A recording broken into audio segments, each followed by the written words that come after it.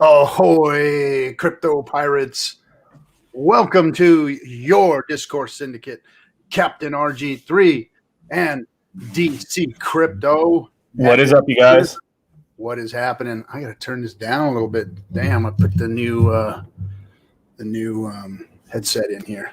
Man, not just new headset. What are you talking about, man? You over here walking with that cowboy swagger, that pirate swag, man. What's going on? This was RG2's hat. Really? No wonder it's got so much style. God damn! I was like, damn, bro. Yeah, that's got some age in it there, buddy. Some age. Let me see if I can fix this camera a little bit here. Looks like a cavalry hat, like a pirate cavalry hat or something. Like you're riding horses, man. It's a cowboy, pirate, cowboy, cavalry boonie hat, baby. Yeah, man. Yep, there it is. So what is happening, DC Crypto? Well, let me tell you a little something, man. We are 12 followers away from hitting 1,000. 12 followers. Go ahead and talk for me. I'm going to count them. Yeah. We are 12 followers away from the 3.69 million hex giveaway. That's a lot of hex, man. That's a lot of hex. So if we hit the 1,000 today, that means we do the drawing on the FN Hangout, which is Friday, which is, me and RG thought this is probably going to happen like in a week from now or so. But this is awesome, man. You guys are showing up in spirit, man. This is great, man. So if you guys don't know already, in order to qualify for the 3 million hex giveaway, you have to follow. You have to follow on Dlive, follow on YouTube, and follow RG3 on Twitter. It's RG3 dash pirate, right? Yeah. RG3 _ pirate.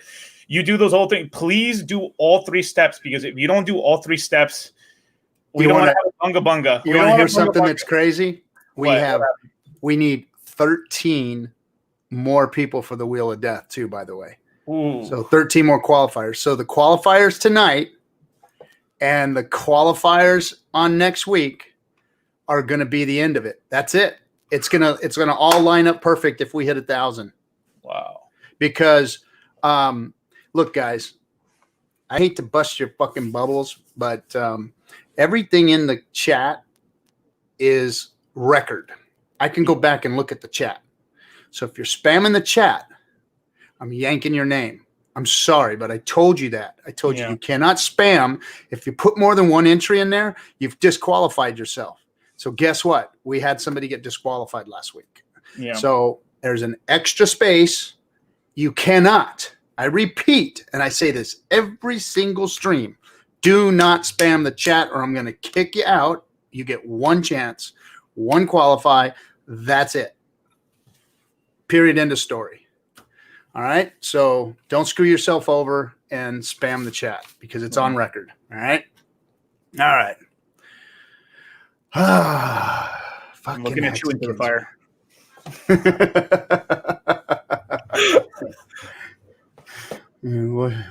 Okay, so let's go into the chat and talk to everybody real quick here. I want to say thanks for we got some loving Hex dropping lemons, Hex Fuchsius dropping lemons, Hex OG, what's up, dude? Loving Hex, more lemons, and Impressive Bones just donated lemons. So that's the first one. Yeah, cool. Yep, Billy Boy Crypto, my man. Jumping in. Let's see. Spamming like a pirate. Me. Steph said he's going to spam the place up. Steph Baker Francisco. Skagos asked RG3, if you don't mind me asking, what is your day job? So, shit, man. So, check this out. So, RG3 didn't have a day job for a long time. So I got laid off of work. I'm a millwright by trade, and but I was working in operations for a company, so I'm kind of semi-retired. So they laid me off like right before COVID. So tried to get a new job during COVID time and nothing, just kind of like stayed unemployed, blew through savings, all that kind of stuff. Yeah. And then so I started my own business right there the last few months. I've been consulting for a company and traveling all over the damn place, and it sucks, man. It sucks so bad traveling.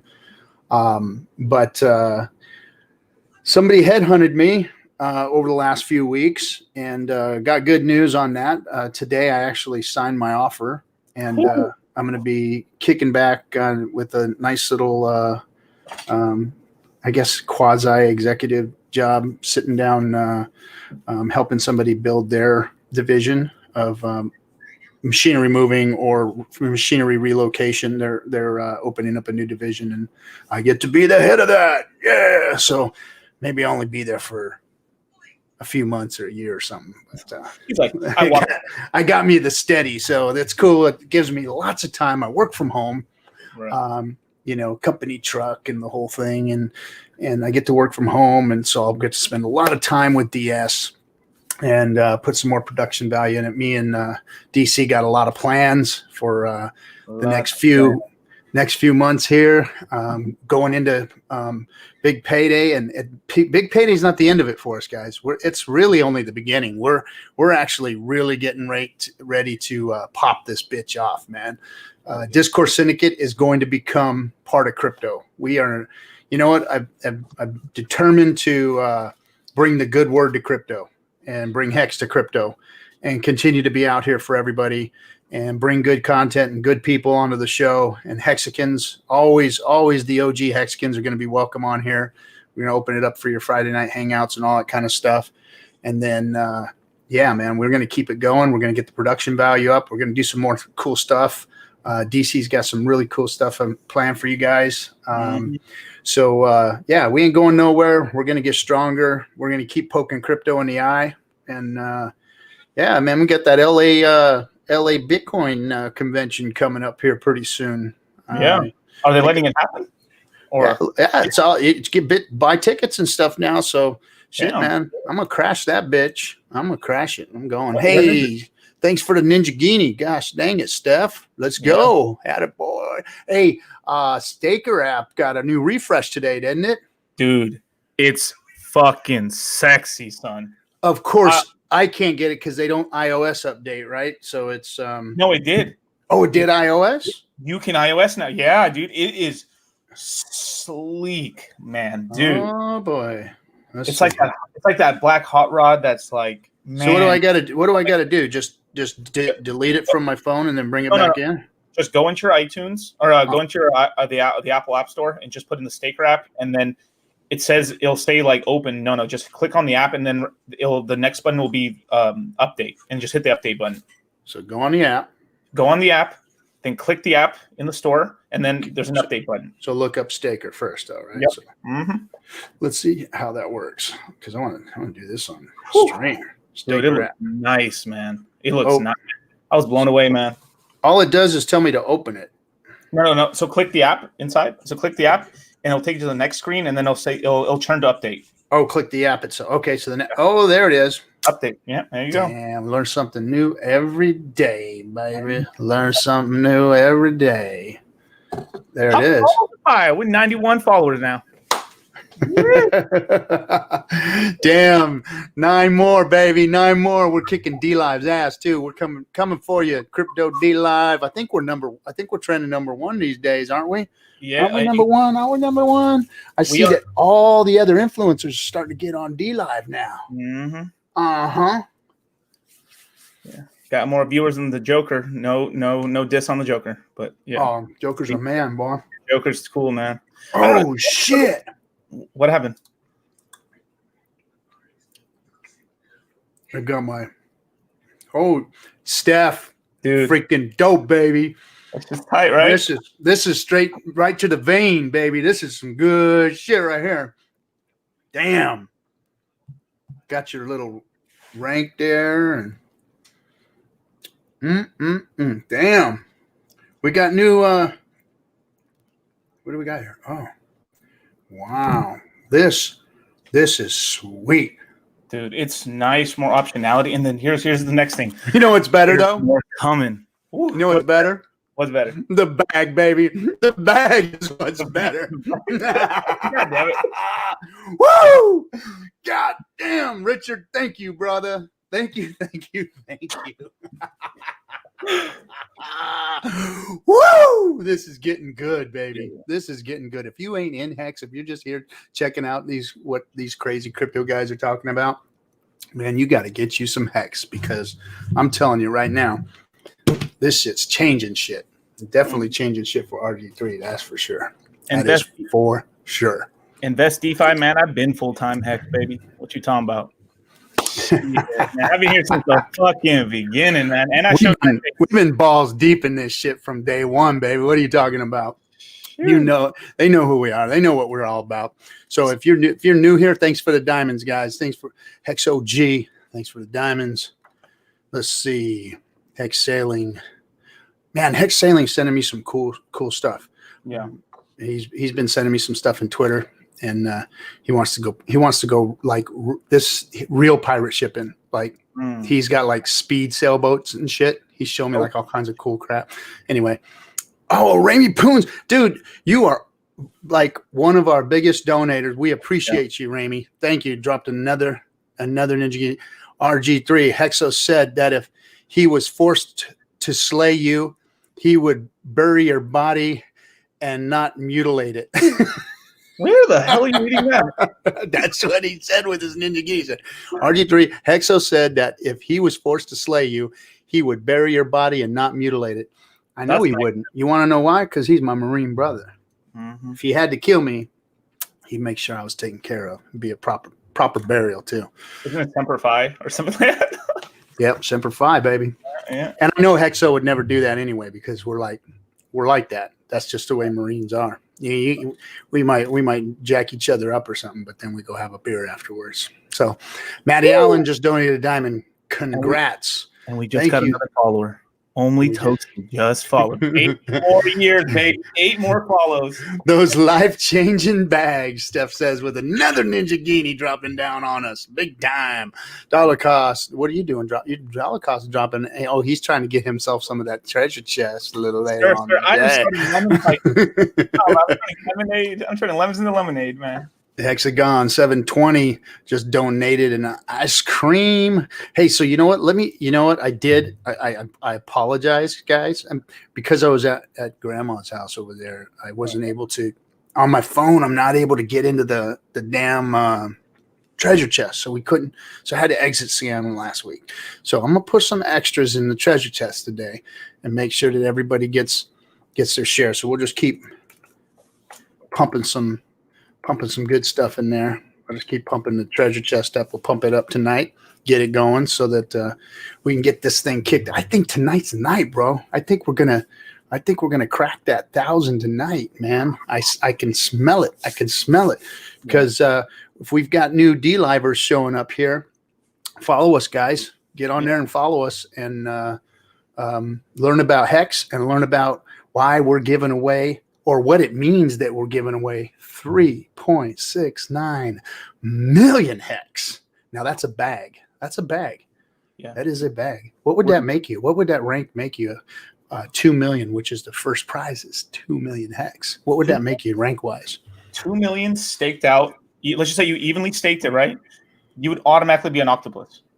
Octopus. Octopus. And that ain't too shabby, man. That's one rank away from dolphin, baby. We're giving you away some octopus, baby. I mean, come on. Come on. Dolphin's like baller, man. If you're a dolphin, you're baller.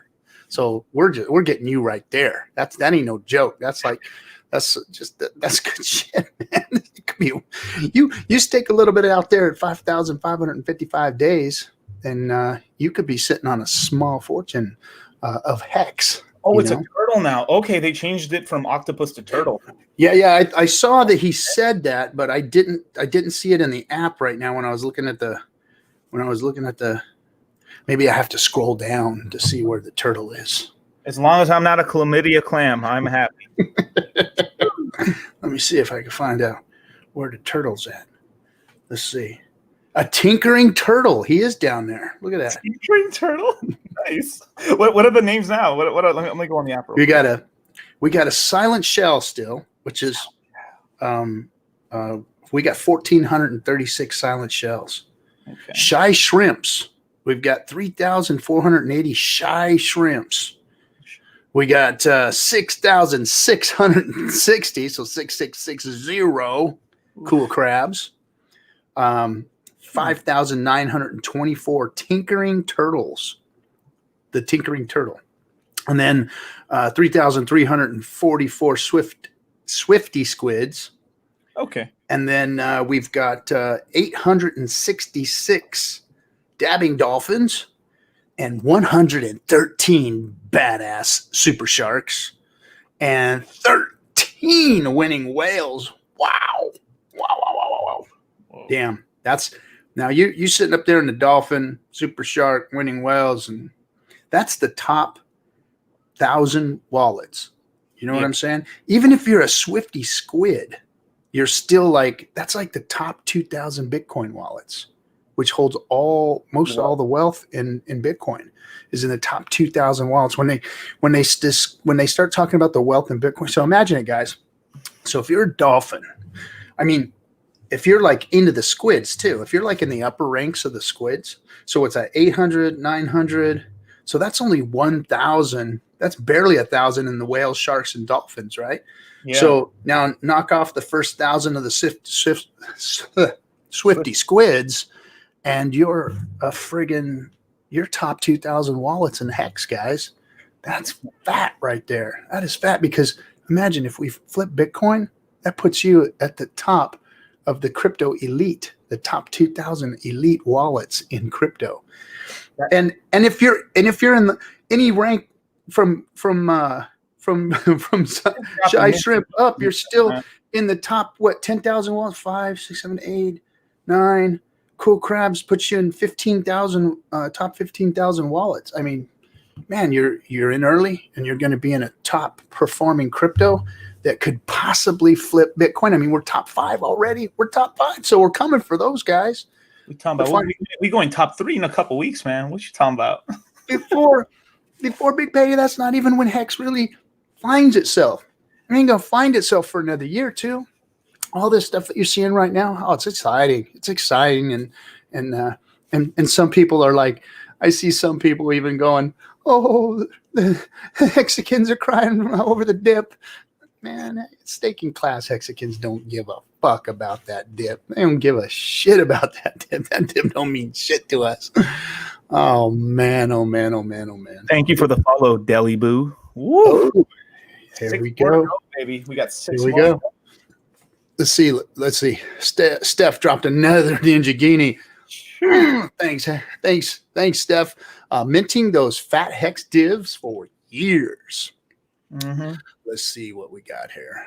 Dude, you guys, I really want to congratulate you on this app, man. This app looks so nice, dude. Oh my god, I love the night mode and everything. Oh, it's so pretty. This is wow. Damn, we're having a little pump again, aren't we? Yeah, man. Shit. Goodness gracious.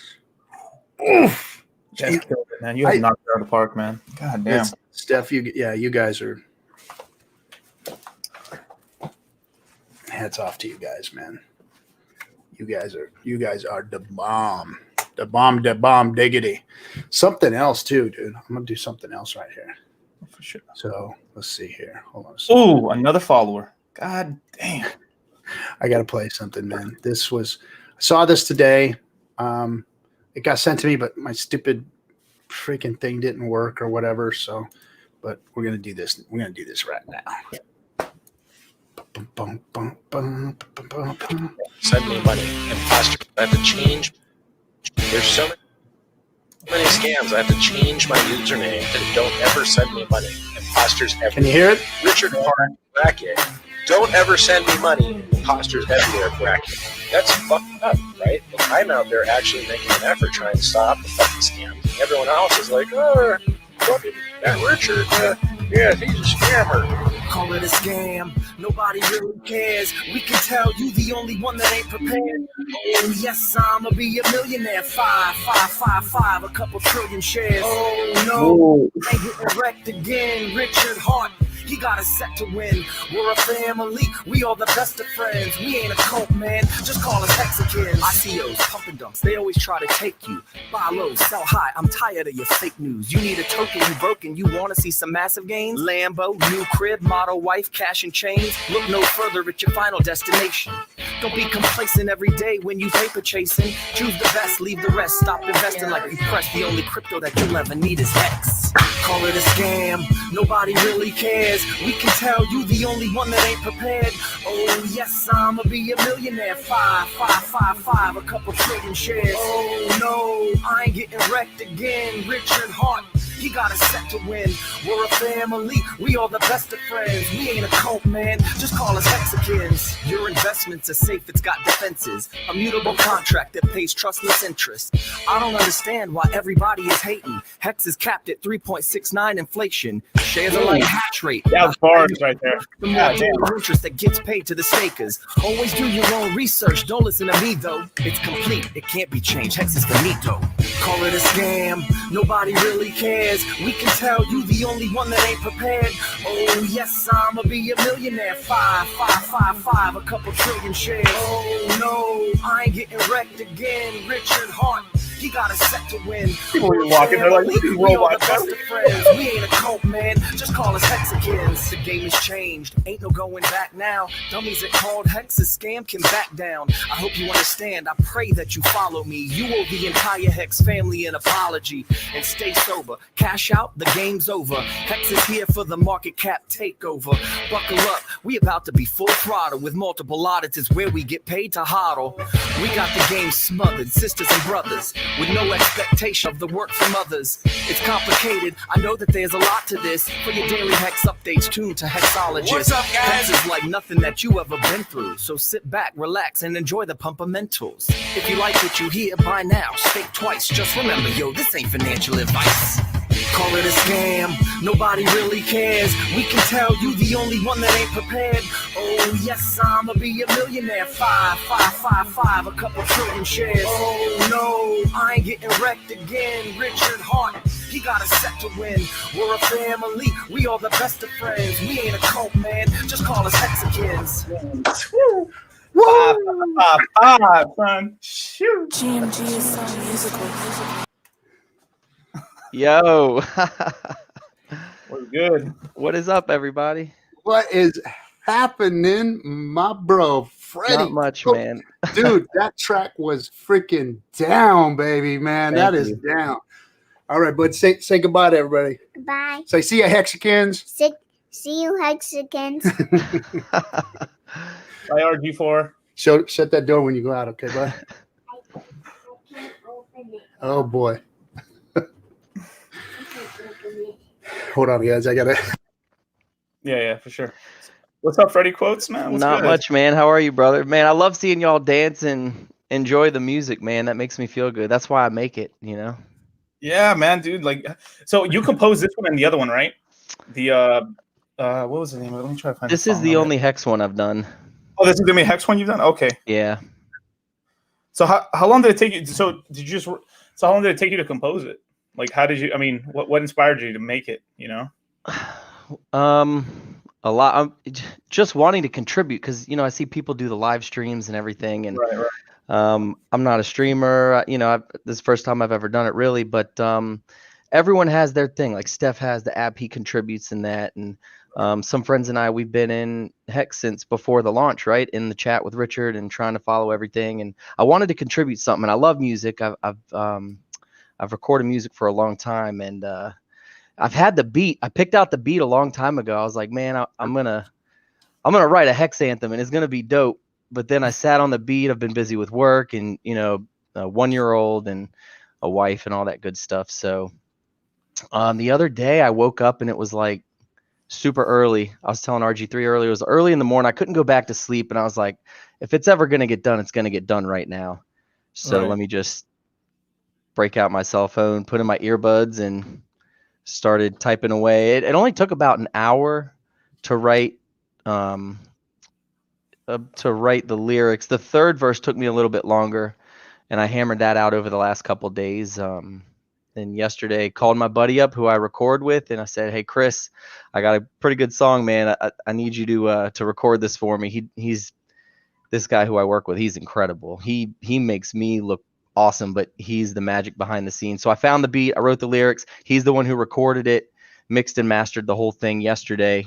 Took about an hour to record, and then he did his thing. Took about an hour to get the vocals where they needed to be, so the sounds are even and whatnot. But damn, you're Russ of the Hexican game, man. God damn, mixed, mastered, engineered, son. That's cool, dude. My buddy, he's good, man. He's good. I write it, and then I came up with the concept, but he makes it happen. He makes it happen. That was good. That was good stuff. Freddie Q. Yeah. Freddie Q. Throwing it down. God damn. I know. I was hearing you were coming out with it, and then they said, hey, you said, hey, you want to check it out? And I couldn't get it on my damn iTunes store broke or whatever. I can't get it in for some reason. But then when I did get it, I was able to listen to it. I was like, oh shit, I gotta play that one tonight. I gotta play that. I'm glad everyone loves it, man. I'm glad. When does the Hex album drop? I don't know. We got to get Freddie Q to put a few more tracks down, and then we can get us a whole album. I'll see what I can do. Maybe no other community has this shit, man. Nobody has this shit. You can't touch Hex. You can't touch us. It's tough, man. It's tough. Everyone else in crypto is so angry, I feel, but everyone in Hex is always so happy. That's what I love about it. It's such a family feel, man. So before Hex even launched, and I was trying to figure out there's so many levels to it, right? And I knew it was different because if you were in the chat, you could ask anybody a question and they'd answer, and they'd do everything they could to help or get you the answer. This before you had all the pastas or whatever they call it, where you just type it in and it gives answers now. But even Richard, I would ask a question. I'm a nobody. And Richard would be in there like, oh, this is how it works. This is what happens. Boom, boom, boom. Check this out. Check that out. It's just incredible, man. It's just a happy community. There ain't one Hex nobody. One Hex nobody. Everybody in here has value, man. Every one of them, every newbie in the chat, every newbie on the stream. And that's why, that's why I wanted to do the FN Hangout, because I wanted Hexicans, everyone, whether you knew your shit, you didn't, you were just excited about it, you just wanted to show your face, you just wanted to come on, you just wanted to be part of the group, part of the hangout. That's what I wanted that for, was so that the community can get involved with each other and just feel like they're a part of it. Whether you know crypto or not, you knew how to get into Hex, and that's all that mattered to this community. Is that you were supporting the project, the product, the first year. I mean, if you came in and you supported it during the launch phase, you're a true Hexican. I don't know what's going to happen after big payday. I don't know if we're going to have any more Hexicans. I think that we will have minted all of our Hexicans, and that's those are the OGs, are the people that got in before the launch. Yeah, because you got your lumps. Everybody got their lumps. It's exciting to see where this is going to go.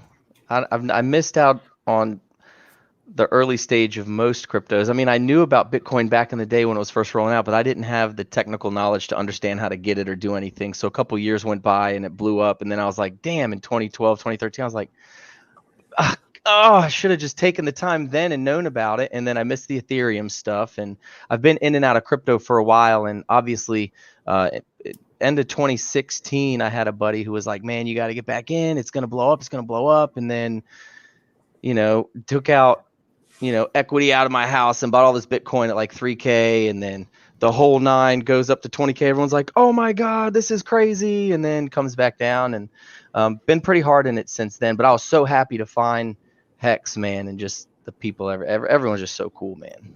So you said you started watching watching Richard early before, which most of us did, but how did you find him? What got you on his YouTube video, and what did you start watching? I don't even know, man. I can't even remember when I first started. It's been a couple of years, probably back in 2017. And I just he was raw. He was truth. Like, he didn't care what your feelings were or what. He was going to tell you how it is, whether you like it or not. And I think I subscribed to him after I saw one of his videos or something. And then I guess it was June of last year when I really started to follow the Hex stuff that was going on. And I'm glad that there was the delay with the audits and everything, because it gave me an opportunity to get everything in order to be able to get in. Right. Had it launched when it was supposed to, I would have completely missed. Well, I FOMO'd, obviously, like everyone, day one. I told my friends, I was like, my buddies who were in, I was like, I wish everything I knew now, I knew then. So I wouldn't have, gone so hard on day one or whatever. But yeah, you live and you learn. Yeah. Oh, man. That's a badge of honor, man. Shit. I know. It is. I slept on day one, baby. I slept through day one, or else I would have FOMO'd in. I literally, I had shit. This year's just been fucked for me. So I had a bunch of shit going on, and just lost my buddy, and I was doing a bunch of shit and losing my job, trying to get work and all that crap. So December started going by, and I was like, oh shit, Hex. And I jumped on, and I'm like, oh crap, it launched. Oh, got in the AA, dumped a bunch of ETH in there, and oh man, I got so lucky. I got so That's awesome. Everything happens for a reason, man. Everything happens. Everything happens. Everything is a coincidence. Like, you're right. Everything happens for a reason. You're right. I forgot what I was gonna say. Just like putting this together, I mean, I wasn't a streamer. I never streamed before. Yeah. So just saw Hexo doing it, and I was like, hey, if that fucking Marine can do it, I can do it too. Yeah. So I was like day one, and I'm asking all these questions like December 2nd. Okay, how does this work? Do I do this? And like Hexo was like, well, Richard said, I swear to God, Hexo said this to me like day when he was like, well, Richard said we should save some ETH for later on, and just just brain farting right now. Dollar cost average. And he was like, yeah, dollar cost in. And I was like, I don't know. I wish I would have taken Hexo's advice then. And I was like, whatever. I will always remember that conversation, man. I'm pretty sure it was Hexo that was having that conversation with me, but yeah. I should have listened. He and I had a lot of those. We were talking, we were trying to catch it to go to $1 million, $1 million per ETH. Mm-hmm. We kept waiting for that. So we were on Telegram all the time. And I was actually in the hospital the last time it dipped to $1 million and actually got a buy-in. So, but yeah, those million dips, man. As soon as they went away, that was it, man. That was no more million per ETH. That was, I remember the last one. Those are going to be epic days. Epic days. Because I mean, ETH was like what?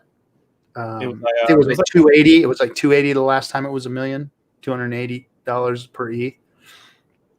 I think a Bitcoin back in December, or like end of November, December.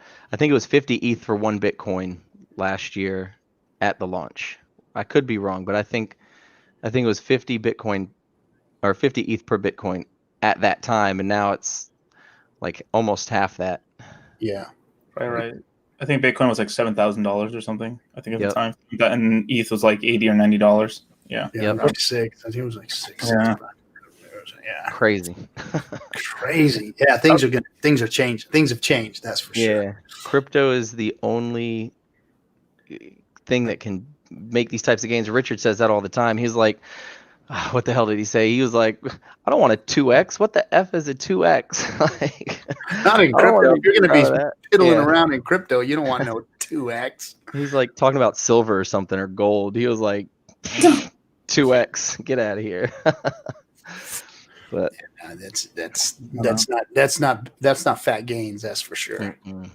no, not at all. Hey, if we do a music video for this, you guys got to come get in the music video.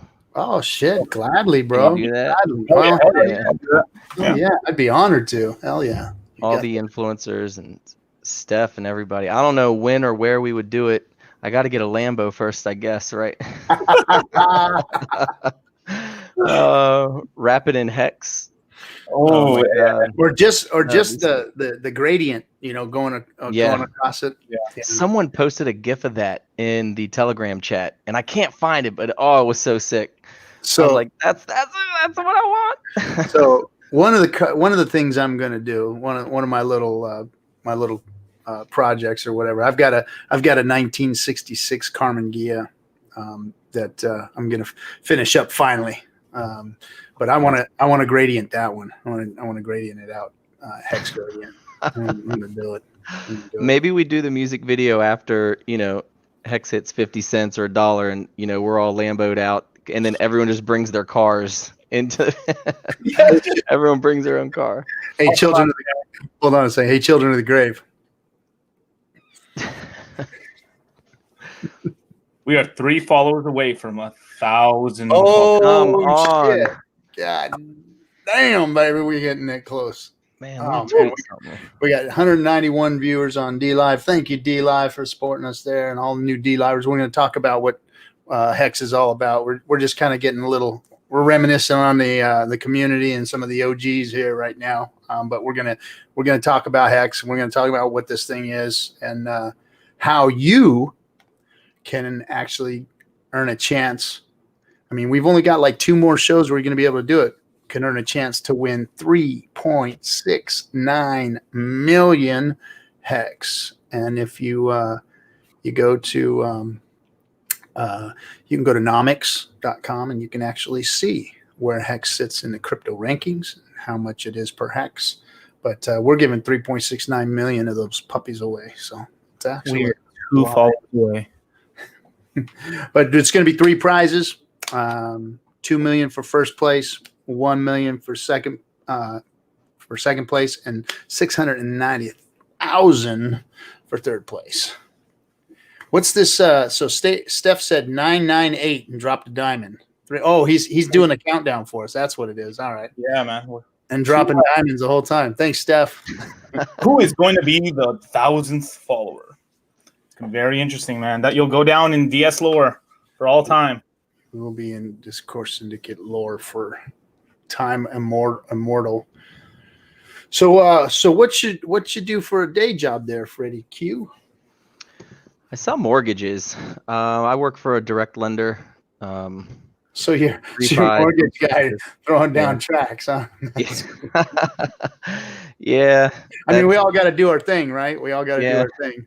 If anyone needs to purchase a refi, I'm licensed all over the U.S. Nice. Shameless. We'll talk. We're actually one of the lenders on the Costco platform. So, I mean, we've got a pretty good setup and working from home, and we could really work from anywhere. My wife is 100% from home now too. So we're thinking about getting out of Northern Virginia. It's crazy up here, man. We want to get south. Southern hospitality is a real thing, and just getting away from the rat race of DC. DC is nice. You were saying that you lived in Virginia. You were in York, Virginia. Yeah, I was stationed at the Naval Weapons Station in Yorktown, Virginia. Okay. I live right outside the main gate of Quantico Marine Corps Base. Okay. So yeah, I spent mile. time at Quantico. We did duty there when back in those days the Marine One flies out of Quantico. So HMX-1. My mom used to be the secretary. This is back in the 70s. But yeah. Well, it was back in the 80s, but we had what was called 15 man, and we'd go down there, and we flew in the support helicopters you don't see those, the support helicopters for Air Force One. You'd have to pull that duty, and then we would run back down to that's awesome. town. RG, man. We just hit 1,002, bro. Woo! We did it. Dlive, take that to the bank, Dlive. We are yeah, baby. Do you know who the 1,000th was? It was Discourse fan. Discourse fan. Can you imagine if it was Discourse themselves? God, Tell them to tweet me their hex address. I'll throw them 1,000 hex. Oh, okay. No. Right on. I don't know where the chat is. I'm Right. new to this streaming stuff, but yeah. At Freddie Quotes, just tweet me the address. Great job, fellas. 11 Hex dropped the Ninja Guinea. Thank you. And DS, we just hit 1,000 followers on DLive. So what that means is on the FN Hangout on Friday night, we are going to pick all of our people tonight, one extra tonight. And what's funny is that's going to make it even for next week. So we're gonna choose early next FN Hangout, and then after we choose early on the FN Hangout. Well, you know what? Let's not put it in stone yet for the FN Hangout this Friday. We may stretch it out one more week, only because of my final schedule here. I want to make sure that we get everything in line. We get everybody. We'll at least choose the last people for the wheel on the FN Hangout, and then we'll spin the wheel maybe the next Friday. But we'll see how that works out. But either way, the last qualifiers are going to go in on the next FN Hangout, which is this Friday, 2 days from today. So if you want, there will be 6 more chances to get in, is what it's going to turn out to be. Damn. That's a lot of hex, man. That's a lot of hex. That's a lot of hex. Yep. It's just crazy to think where it's come and where it's go, like what it's designed to do. Like everyone's like, oh, it's scam because Richard's a marketing genius, and he's like, oh, it has the potential to 10,000x. And from where we're at now to where it could go just to get there within the first 2 years, $1 million hex, that's a lot of money. Let me correct That's a lot of money, man. Let me correct you, Freddie. It was designed. Right, design. Right. What did I say? What did I say? You said, oh shit, I forgot what you said. But you said it was going to. It was going. Yeah. No expectations. Not even that it was going to. You just said that it could go to 10,000x. Well, no, it was designed to go 10,000x. So everybody needs to understand what crypto is. Crypto is game theory built into the back end of all these things. So price to go up. Nothing was ever designed like this with intention to do what it's done, because what Richard did is he looked at all the other projects and all the other things out there and said, okay, and in finance and how does something pump? How does something, continue to rise in price? How do you get something to just continuously become more and more valuable? And he put all those things into Hex. They're all built in. It's all the pumpamentals, everything's built into Hex for it to do 10,000x. So is it going to? We will see. I mean, it's already done. Where how many are we at now? 100 and what? 100 what? How many X are we? The other day. Oh, we're at 155x. 100 and, we're a little higher actually. Here, I'll check. It's like 175. I want to see where we're at. We are. I can't find it anymore now. Oh, there we go. There's home. Okay, now the app has changed around a little bit. Yeah, just go to hex.live or whatever. Yeah, go to live. I heard we're going to lose live. Are we going to lose live? We're going to lose live, aren't we? We're going to have like an ROI is 213x. 213x. So it's already done 200. BTC is and it's 111, and ETH is 72. And it's baby phase, in its infancy. We've done that. So there's so much more potential, One of the things that I never thought about that hit me this week that I thought was really awesome. I think I heard Richard say it in one of the streams. The miners sell down the price of Bitcoin constantly. Yep. And the theory with Hex, the game theory is that It's literally the exact opposite of that. You get paid to hodl. Like, no one's going to sell this down. Yep. Some people will, I'm sure. There's going to be traders, whatever. But look at the average stake right now. What's the average stake length? 7 years, isn't it? 7 years average. That's insane. 4.4 years. 4.4. It's crazy. Yeah, 4.4. That's crazy. Nobody wants to hodl that long in crypto, except for big BTC bag holders. They hold forever. Steph said, "Hey, Staker Web, don't worry. We're gonna have Staker Web. Don't worry." So he's gonna replace Live. I don't know. Maybe I've just fallen so much in love with Live that I love Live. Yeah, I use it multiple times a day. I have the Staker app, and I still catch myself going to Live. Oh yeah. What am I doing? No, I always do too. I go to Live all the time. But now, I mean, fuck, this is sexy, man. I'm telling you, Steph, this is sexy. Sexy as fuck. I mean, damn, dude. Damn. Dude is like, he's an artist when it comes to web development. He's an artist. I mean, the guy. Well, I have a question. Do you think there will ever be a time? Well, probably not. I thought you were going to be able to buy Hex through the Staker app, but maybe I'm mistaken. Has that ever been talked about? Yes, that's one of the improvements that's coming. You're going to be able to stake and I think you're going to onboard. They're trying to figure out some way to onboard. I don't know. They've got a lot of things in still that are coming. In fact, I just saw here that they added a new button for something that's not ready yet. Where is it? Oh, achievements. He's got achievements on here now. And I like the way your upcoming stakes are laid out. Very, very, very nice. Shows all your addresses that the stake's coming out at. Shows you it's got a line that shows how much of your stake is done. That's freaking just brilliant, man. Steph, good. Yeah. Good job, bud. Good. Hats off, man. Awesome. Nobody's got. I don't see any coin that's got that. Any crypto that's got what we got. Is there another crypto out there that has so many contributions from the community as Hex does? No, sir. I've never been in one. Me neither. I've never seen one. I've never seen a community take the initiative. Other than they wanted the community to vote or to give them suggestions.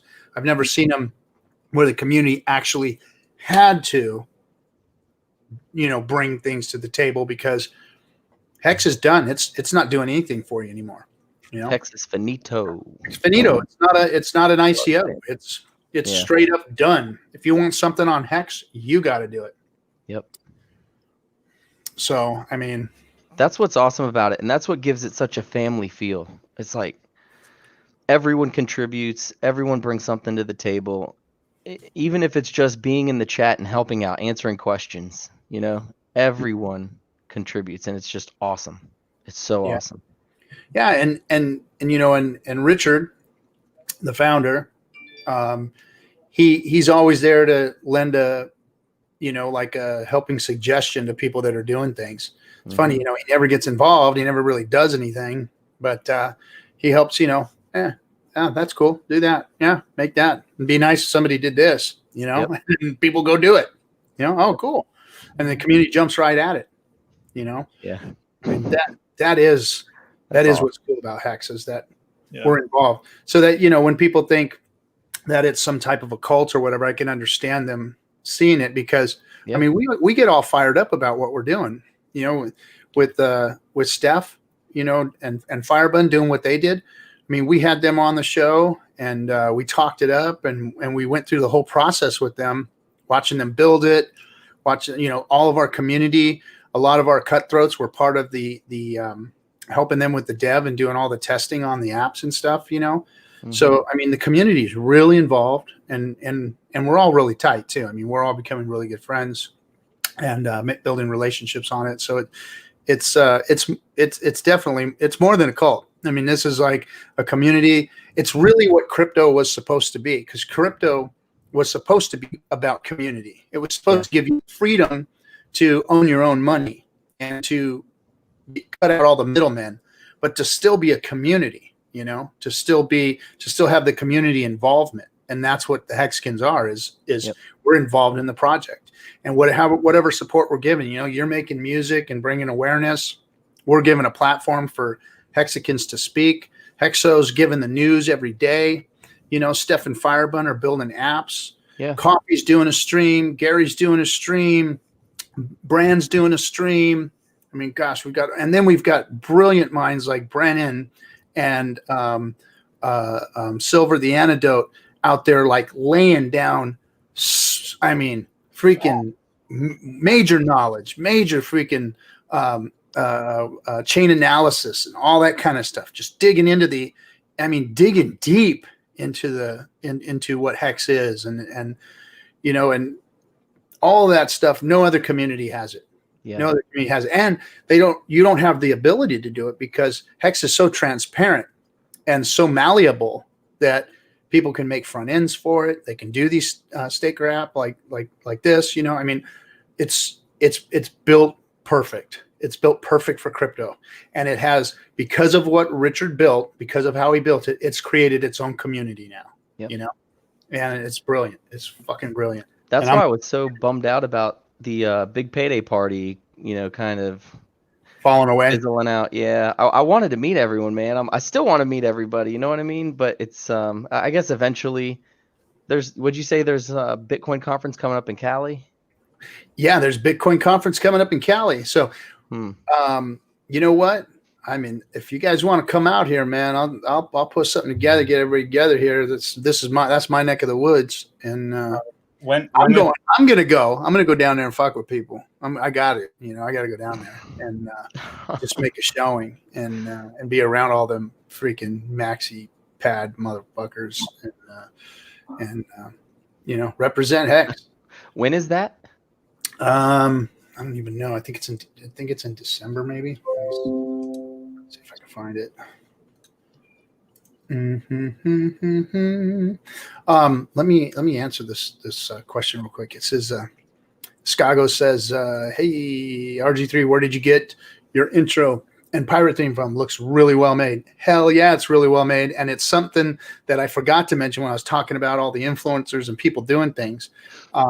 We got a gentleman. Hold on a second. Let me see. Oops. What did I do? Oh. So we've got a gentleman by the name of Ministry of Hex. And if you're not following him, or if you're not on his YouTube, you need to go on there and check him out. But he's got some really cool stuff. I should play his, he did another one I should put up. He did let me see if I can find him real quick. Because Ministry is one of the community's best. He did my intros. He did Hexo's intros. And, you know, he did them all out of the goodness of his heart. He never asked for anything. And freaking guy is amazing. He does some good work. Let me see. Really good work. Yeah. So he did them. Yeah. And he's professional. I think he's out Australia way, or somewhere out that way. New Zealand and Australia. I can't quite remember. Man. I just posted your Twitter on all the platforms right now, just in case people aren't finding it. There he is, Ministry of Hex. I gotta play one of his. He did one for us a long time ago, and I think maybe people have forgotten about that one. Oh, there it is. Okay. Let me see here. I want to share this one. This one's pretty cool. Pretty good for right now too, to show everybody this. Because probably a lot of people haven't seen this one, because he made this one in the early days. Let's see. And the audio. There we go. Is that coming up now? Did that come? Yeah. Okay. So check this one out. Let me open that up so you guys can see it. And then boom. Can you hear it? Yep. I remember this one.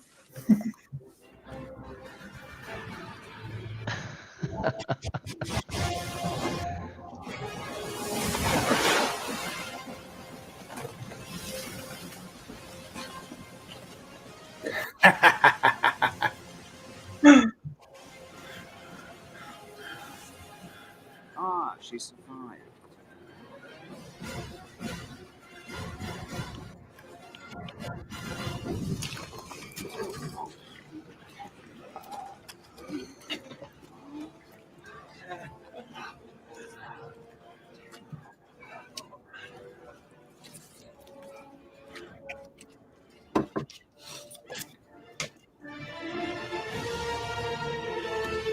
Ready on the gun!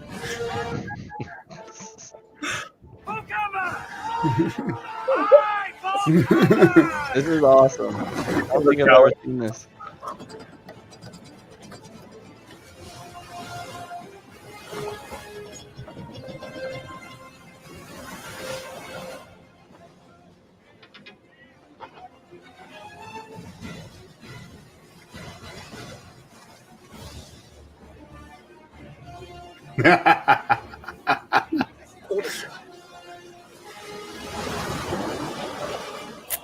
Sir! Captain! Fire! Fire!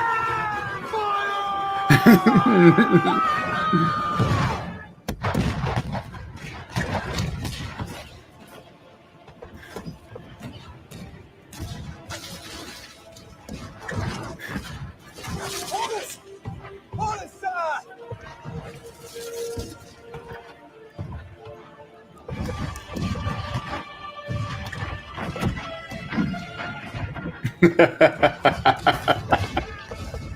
Stop! What do you command? Oh god. Jump at the left. Shit!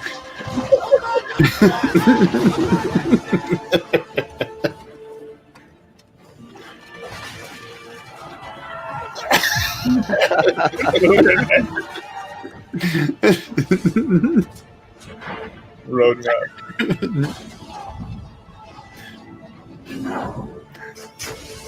Watch this.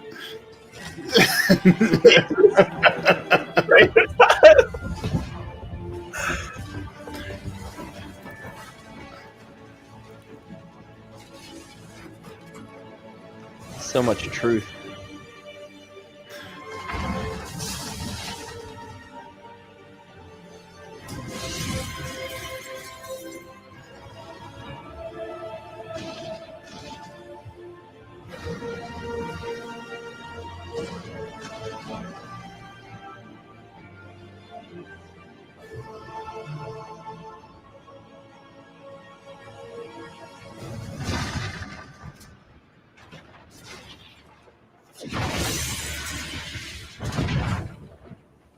Damn.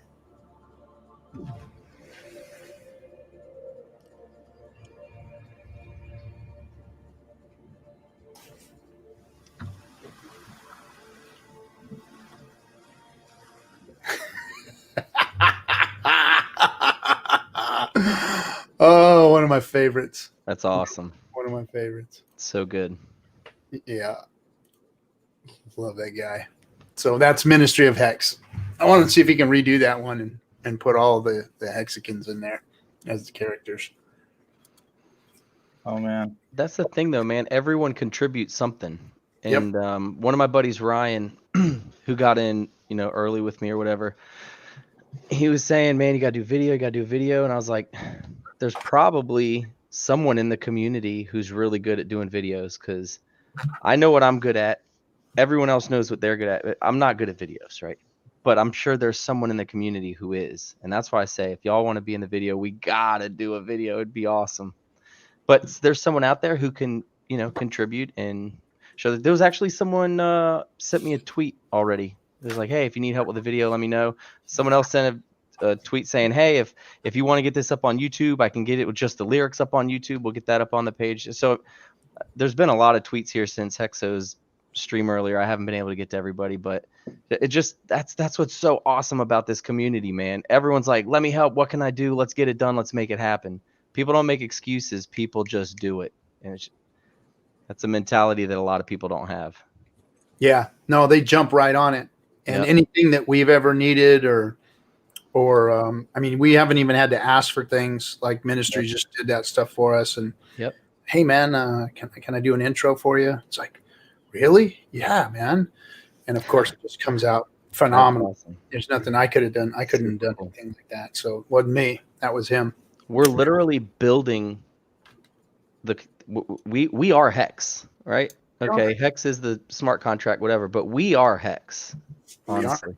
Yep, we are, and the whales and the future whales. Those of you who are sitting on bags as squids and dolphins, you guys are the future whales of Hex. Believe it or not, you are.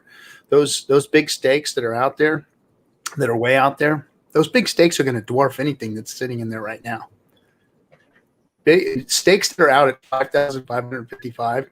People that have done that, and they put any significant amount out there at all, 100,000. I mean, the numbers they're talking about is 250 times is what the interest is going to turn that into. I'm not talking 555. Yeah, I'm not talking about value. I'm talking about a 5555. Right. You're talking 200. I heard 80x on a 10-year was the estimate. I hadn't heard what a 5555 was. But you're saying 250? 250. Yeah, 250. So let's just say you put 100,000 out there, right? Mm-hmm. And that's 25 million Hex. 25 million. In 15 years, what could Hex be? What's the possibilities? What's the possibilities? That's the fun part. What could it be in 15 years? And what could your little 100,000 Hex stake look like? 25 million plus. I mean, that's a lot of Hex. A lot of Hex. So you are going to be the whales of Hex in the future. The staker class. Those of you who are just holding on to liquid and are going to try and catch a little payout, say la vie. Good for you. But it's not going to fare you well in the long run. Hex is a long game, and those of you who are the staker class, you are going to be rewarded in Hex. That is for sure. Yeah, definitely. Stupid question. Oh, Ministry's in the chat. Hey, Ministry, what's up, bro? I dropped your video, bro. See, feel free to send me any ideas via Telegram. I've got to finish off some projects before starting new ones, though. Yeah, he's always doing stuff, man. His freaking memes are the best. Ministry, we got to link up, man. We were trying to make an intro for me for a while. Yeah. Drop some Hex on the man. Wake him up. Drop some Hex on him. Come on now. And anybody else out there, feel free, to drop some, DM Ministry or DM any of these guys and drop a little Hex on them. They're all that. Everybody's out there working and contributing. If you like what you're getting, the value that you're getting, then drop some Hex out there. Here's a stupid question, and I think I know the answer, but those who are, say, squids or dolphins now, as time goes on, and we don't know what people are going to do. We don't know, are they going to restake their principal? Are they going to take interest as profits, as a lot of people think or say that they're going to do? Those who are dolphins now, do you think they'll move up into the shark range over time as stakes end? As other stakes end and people, remove their positions or don't reapply their positions, then yeah, those thin out. Those will be ranked. Those people will rank up because they'll be holding shares. Those OG freaking, Genesis shares. We should just call them Genesis shares that are here, before big payday. So if you got Genesis shares and you staked them before the share rate went fucking through the roof, which is what's going to happen on big payday, then you have a significant amount of value in what it is that you hold. Hold on one second. I'm going to drop this. So yes, the short answer is yes. Those shares, those stakes, and those holders could possibly grow into, sharks, whales, you name it, depending upon where they're at and how long they staked, and how strong their hands are, and how weak everybody above them's hands are. Yeah, and how they handle their positions, whether they start to move themselves out of Hex and or continue to grow their stakes. Yeah. You know, there's a lot of different stuff's going to happen. Because right, I think if the math is correct, I think the maximum possible shares is 40 million trillion shares. If that makes sense. It's like 40 million shares, right, of a trillion shares. So right now, I think we're on track to hit maybe like 21, just like Bitcoin, but that's going to go down obviously because as you know, because if I remember correctly, I think 40% of the shares or 35% of all the shares are staked for 1 year right now, right? And then obviously that's going to get if they stake it right away, you can actually gain on your shares and stuff. So it's a pretty fucking cool system and stuff. So we have to see who's going to have the foresight to restake some hex, you know what I mean, into the future, because it's really going to pay off, you know, because after that, like let's just say you sell off all your hex, you're going to buy in back later, and the share price is going to be like, man. And I mean, and then think of people like me, you know, I mean, I've got no desire to really exist out there beyond 15-year stakes. Right. You know, I'll ladder some out there, but I'll be right back. Give me 1 second, guys. Yeah, go ahead, Freddie Q. So I think that the value, you know, of my life and the value that I'm going to need from my hex stakes are going to be within the 15 years. So, you know, my bag is not going to be one that's going to be, I mean, but when it gets to 15, my bags are going to be freaking lovely. Don't get me wrong. But I will probably be, you know, exiting a lot of positions out of there at that time. And, you know, I'm probably leaving some in for the family, but I staked for them. So, you know, my family's staked out. They got theirs. I've even staked out for my nephews and nieces and all of them. So they're going to dig Uncle RG3. That's for sure. Yeah. Hey, we got one of our cutthroats coming in. Hold on a second. Gary, what's up, bud? Hey, what's up, bud? Man, I don't know how many people are out there hustling to get more cash into the hex system, but yeah, I've found some pretty amazing tricks. I think there's a theoretical of 27,000 a month through crypto to put into hex. So I'm making a course right now to teach people. Hold on, Gary. Let me take a U-turn here real quick so I can catch you. All right, go ahead. You didn't hear everything? No, you just throw me for a loop. We were talking. You just kind of came in and made me U-turn. I've been pretty excited because I've been, you know, I'm somebody that does like A/B testing. Like, is this really work in this way? Can you arbitrage in this way? Not to do with hex volatility or anything like that. I'm just trying to put more capital into hex. You know, I over the past couple of weeks, I've met more and more sharks and a couple of whales in hex. I'm like, fuck, I got to catch up with these guys. And the only way to do it, since I'm an old fucker, is I'm not doing like as many 555s or whatever. I'm like, you know, like my average is more towards, let's see, how long is my body going to hold together? My numbers are different than other people.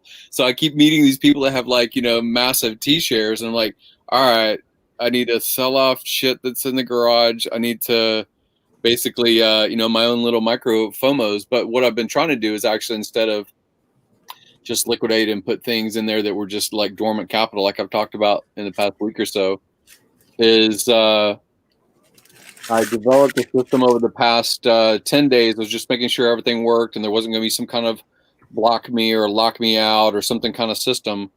But I'm averaging around 1,000 around. I would say my average is probably like 800 a day that in dollars that I can do anything I want to do with. You know, so basically I'm arbitraging retail stuff inside of Amazon, outside of Amazon, and basically flipping on a daily basis, making around 800 a day.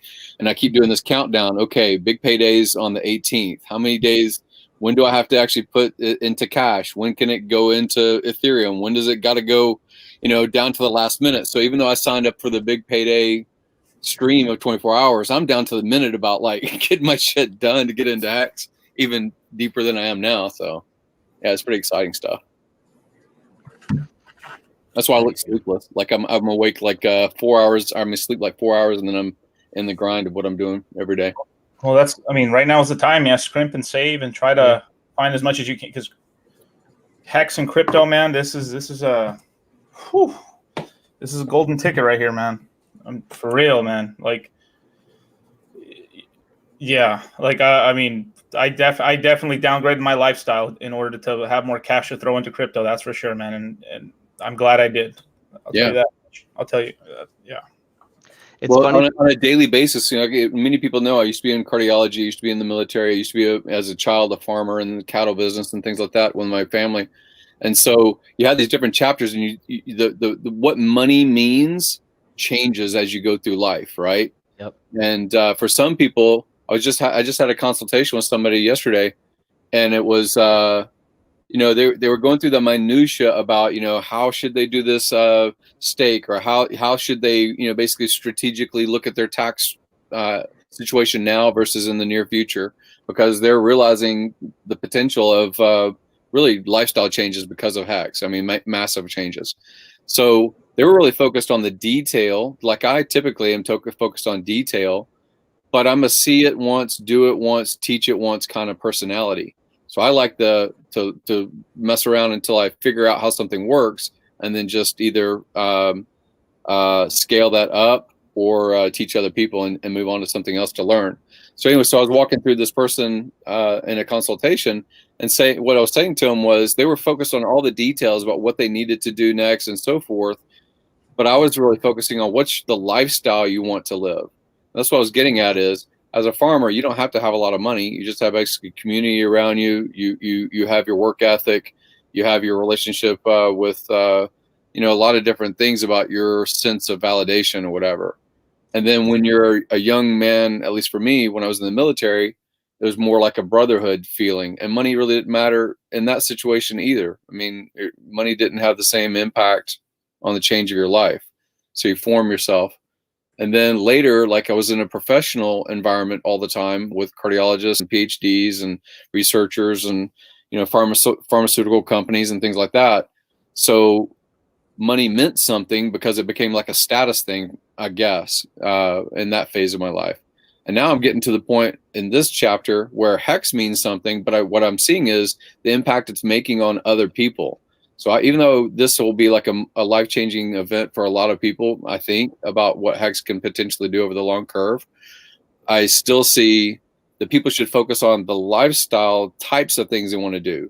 Like, does this allow, like on David Fetter, it allowed him to take stress off of his shoulders and then focus on his 3 kids and his you know, sense of belonging and things like that, instead of selling time elsewhere to make the bills. You know what I'm saying? Mm-hmm. Yep. So you got to look at what your perspective is what I've been realizing. And that's why this mad rush of this next 2 weeks, for me even, is so that once that's all handled and that logistic is out of the way, I just want to spend time like helping other people inside of HEX develop micro businesses related to HEX. You know, that's kind of my goal. So I That's saw what we're going to do here. Yeah. I saw a video that you did, and I gotta go back and find it, but you were talking about how to handle HEX as far as like taxes and all that stuff goes, in different places you can live that would be beneficial. Even opening up LLC or a 501c3, like a nonprofit or something, putting it, that was brilliant, man. That video, that was brilliant. I mean, it's just things that most people don't think of. But that's another part. That's what we were just talking about, though, in this community. Everyone contributes something. Yeah. And if you watch these live streams, you will find answers to any questions that you have about anything. I just find myself over the last year, my wife, it drives her crazy. She's like, "What are you doing?" And I'm like, "Don't worry, babe, you'll be retiring soon. Like, just deal with it. All right. Well, I promise you. I promise you." But man, at some point, man, I definitely want to get in your ear and talk to you somehow about the tax implications, because I know the good accounting feature. I don't understand how best to work it. And I don't know if some random accountant here where I live is going to be able to understand all of this. There has to be someone that HEX can go to as a community and say, "Hey, this is where we're at, but we need someone to help us with this on our taxes, how to do this, how to do that," and to know the stakes and to know the taxes are such a gray area right now. I know. Crypto. Well, wait a minute. If we get too much, I won't go too deep in it. But I bet you will. Well, I mean, the focus of where you got to go where people that do this all the time live. People that do this all the time, not related only to crypto, They deal with Forex, they deal with commodities, they deal with stock, they deal with options. They are trading intangibles of all sorts, and they're doing it on a daily basis. Not just day traders that are piddling around with a few $1,000s a day kind of profit. I mean, people that make like 2 trades a year, and for millions of dollars each time. And what do they have to do? What kind of tedious structure do they have? They almost never actually have something that they own themselves. They control something that does all of the holding and the moving of capital and things like that. So in Puerto Rico specifically, in Silicon Valley, where there's so much capital in Silicon Valley, in New York, that's where you're going to find the people that know exactly, how are you going to label this crypto? Are you going to call it a commodity because of what the FINRA and what the SEC and one of these other entities are calling it this year versus a few years ago? But what I was targeting as, there's experts that deal in exactly this thing. Your local CPA probably doesn't. Right. Your local, the person you've had for 20 years has dealt with everything else under the sun, and crypto is not even on their radar. You probably won't be working with them for very much longer. Right. But there are experts in this field of calling it a commodity, or calling it a dividend, or calling it an income. We call it interest inside of HEX, but that doesn't have legal holding, depending on what state or what territory you live in. So you can talk about that directly with me at a different time. Right. That's awesome. No, yeah, it's brilliant. You were saying things in that video that I was watching that was just triggering ideas. I was like, man, am I going to have to move to Puerto Rico for 2 years? Because you were talking about new money coming in and the tax breaks and stuff that they have going on down there. There's just so many levels. It's a commitment. It's not a 2-year deal. It's a commitment. You have to basically commit yourself to it. Well, you got to think about, if you become well off, how much money is enough? Because that's what I was saying is, what I'm telling you is, if you think about your lifestyle change that you would like to see, if you keep it very general, you'll never really feel like you got there. Yep. You say, I just want to be rich. I just want to be happy. I just want to be secure. What the fuck does that mean? That's not a very targeted answer. Right. So if you basically, and I had this exact conversation for a little bit last night with on a consultation, and I was saying, the person said that they wanted to live a relatively simple life, but they wanted to wander around in a vehicle or something along those lines. So, well, it doesn't take a lot of capital. So, and they were saying they didn't really want to move to Puerto Rico. I said, you don't have to move to Puerto Rico. You can move to a different state. You can live a different life. You'll just say, hey, my life used to be this, now it's that, and that is better. Does it have to be even better because you're saving taxes in a different jurisdiction you don't like? This is a different language that's more humid, or more, a different lifestyle altogether than what you care for? No, don't do that. Do what you want to do.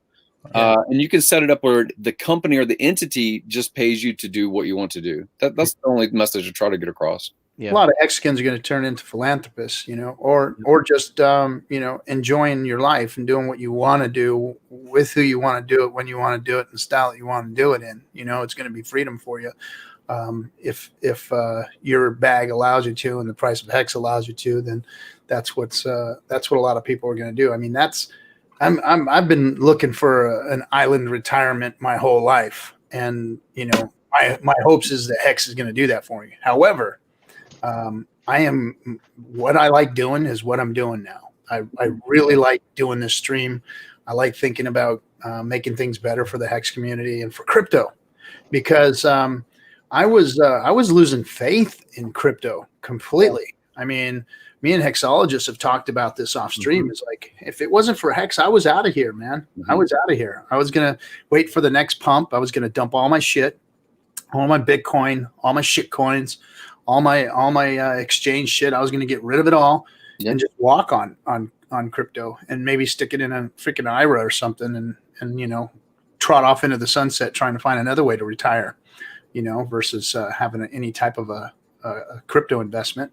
But Hex came along, and man, I never got involved in a crypto community before, but I knew I wanted to, as far as be involved in crypto and be involved in what it could be. And that's what we were talking about earlier here, Gary, is that, Hex has created something that we haven't seen other cryptos create, which is a community that's actually actively involved in, like you said, building businesses and building applications and making videos. And so all of this stuff that they're doing that we were talking about earlier on the stream, you've already helped some make a plan, or you want to help people make a plan to monetize those things and make those into businesses. Mm-hmm. So that just being part of the Hex community and being part of the crypto itself can actually, on top of your Hex gains, make you a little living, and or at least give you something to do that's fun. I want to go out and help the crypto community understand what Hex is all about and get people involved. That's what we're going to do now here. Well, there's so many things in entertainment and in marketing businesses that the business that you own pays for the things you wanted to do anyway. You wanted to take a flight to go meet, like Data Dash. He interviewed with Richard. Data Dash wrote off on his taxes the fact that he flew to Singapore and stayed there for a week, right? So he made an income from YouTube influence. He made an income from marketing or whatever product. But was it his employer that gave him some money, and then a percentage of that money that he had spare was what paid it for his flight to Singapore? No. He has an LLC. His company basically pays for him to go where he needs to go, drive the car that he needs to drive. And even if he doesn't live a flash life, there's a lot of people that live flash lives, flashy kind of lives, rappers and shit like that. A lot of that stuff, if it's not rented material, a lot of that stuff that they are wearing and the lifestyle they're displaying is amplifying their influence and is justifiable to the IRS as a reason to buy it. Strippers can write off their tits. I mean, $4,000 for my tits because I'm going to make more money. Yeah, that's called an investment into your business. So there's a lot of stuff that people just don't pay attention to that they spend because they fall into money and they fall right back out of money again. They go back to broke because they didn't understand the principles. I see that all the time in my industry. I don't know if you saw earlier, I'm in mortgages. So all day long, I'm pulling credit reports. I'm looking at people's finances. And I'm like, what are you people doing? What are you doing? I mean, I've done cash out refinances every day. I look at credit. Yeah. I mean, I'll look at people's credit reports and I'll do cash out refis for them every 12 months. Their home value goes up and they're like, oh, we got a ton of debt. And I'm like, at some point, you have to stop this. Like, your house is just not going to continue to increase in value for the rest of your life. It's not going to happen. We already ran into this problem 15 years ago. It's going to happen again at some point if you continue to do this. Like, so how used car salespeople see this all the time. You're going to roll a car in. You're going to roll it in for a trade-in value of that shit, really. Right. And you're going to know that you're underwater, but you're still going to be able to refinance that payment. And so over the course of like 5 or 6 cars, you pay $100,000 over the course of 5 or 6 cars' life for shitty cars. I mean, the whole time you had shitty car, but you paid $100,000 for them. It's stupid. So how much cash are people even pulling out of that? If they fucking have done it if they're doing it every year, it can't be that much more. Dude, I'm telling you what, man. So in Washington State, I've done a loan in Washington State, King County in Seattle, where they purchased the home, and I think the purchase price was like $415,000. Less than a year later, they called me back, and the home value. So there's pockets in the country where home values have just been going bonkers since 2010.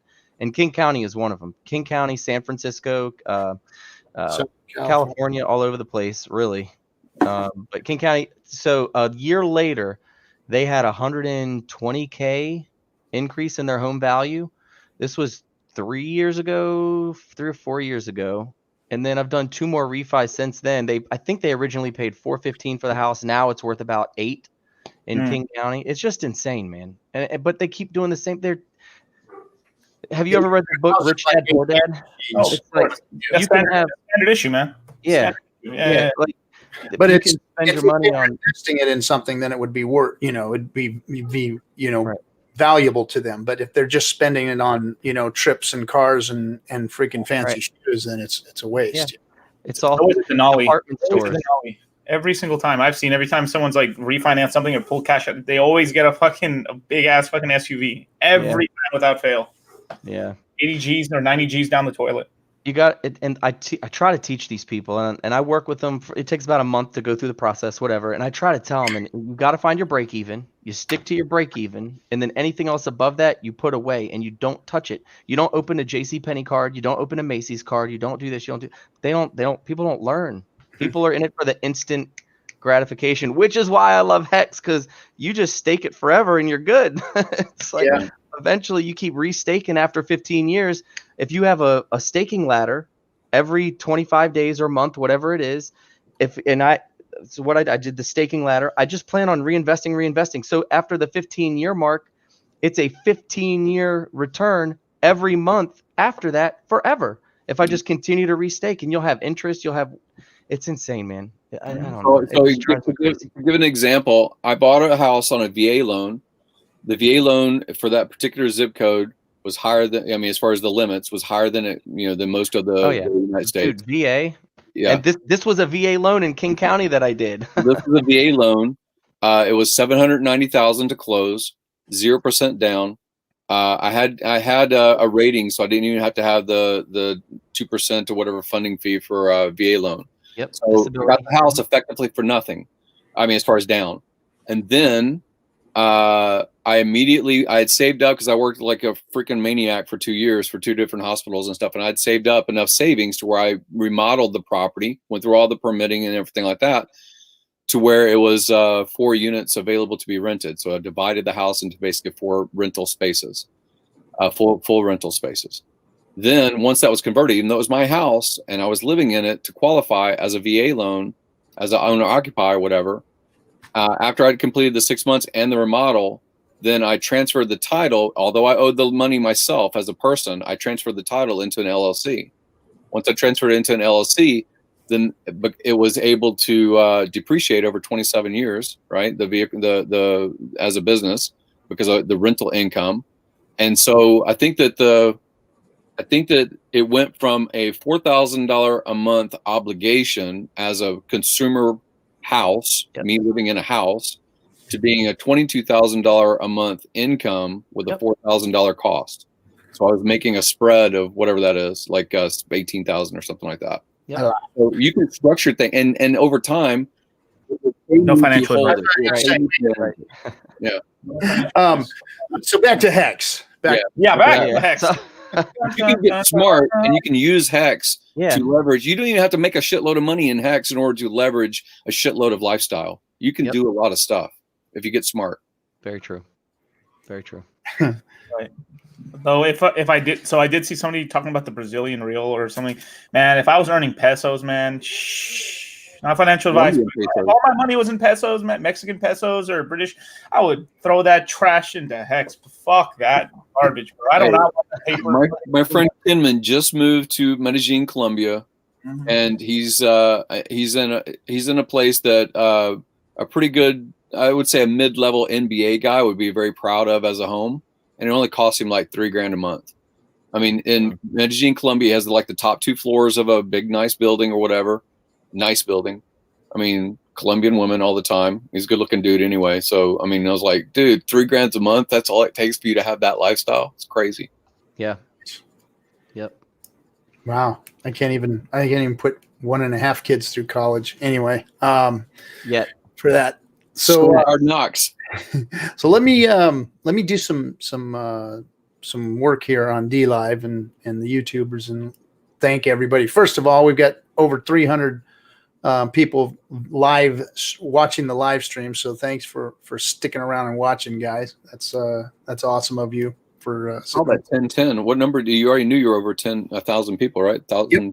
Yep. Yeah, we're over 1,000 on Dlive, so we're celebrating a little bit. That means that means we were going to get to kick off the 3.69 million Hex giveaway here in the next coming week or two, and right before Big Payday probably, and it's going to be cool. That's going to be cool. But remember, the payout is after Big Payday. You're going to get the payout after Big Payday. That's why it jumped up to 3.69. Ski Cat actually took it, and he's gonna make it 369 for us. So anyway, but after Big Payday. So the payout's going to be after Big Payday. So we'll be doing something here soon for the. Hey, you know what would be neat would be if you had the winners. I mean, they don't have to, but it would be neat if they had the option to decide what their ladder might be instead of just getting it and laddering it themselves. I mean, you don't want anybody to have the keys or whatever. But at least to say, I would like it to be a 5-year stake or a 2-year stake or whatever, and then it could be done for them. I don't know, something, but whatever. It's a key situation. So anyway, everybody on Dlive and the YouTubes, Thanks again. And just to let you know, if you're new on Dlive, what we are here, this is the Hex community. This is Discourse Syndicate. What we do here is we showcase all these wonderful people that are in the Hex community. Gary, with his amazing freaking knowledge of the financial world, DC, dollar cost crypto, my guy. He's helps me with the show every week, every stream. And he is a crypto freaking cockroach. He's out there crawling through the freaking letters of all the other cryptos out there, and he knows his shit out there. When so we only really talk about Hex here, but every other coin that he's ever told me about has freaking moonshotted or done really, really, really well. But anyway, I'm a Hexican, so I'm done with all the rest of cryptos, but he does have a really good track record. So if you're interested in any of his, he's got a lot of content out there. He streams with other people, so I'm lucky to have him a few days a week that I do have him, but that's DC. And then, and Freddie Q here, I'm just calling him Freddie Q, but he just put out a video that amazed me today. I played it earlier on the stream. Awesome Hex music video. Music, I mean, not a video, but just blew us away. And so this is what the Hex community does. We give back. Hex is a finished product. It is not a promise crypto. It's not a promise coin. There's nothing that you can expect from Hex from the work of others. Hex is done, and you have to do the work. So that's what we're doing here, is we're doing the work. So all the Hexicans that are on this stream, all the Hexicans out there that we were mentioning today, Ministry of Hex, Steph and Firebun, all those guys, these guys are the ones that are doing the work in Hex. It's the community itself that's given back. Now, what is Hex if you don't know? So Hex is a cryptocurrency that is an ERC20 token that is built on the Ethereum blockchain. So all those fancy names and numbers are really easy to understand. Ethereum is a crypto that has its own platform and blockchain, and you can build other cryptos off of it.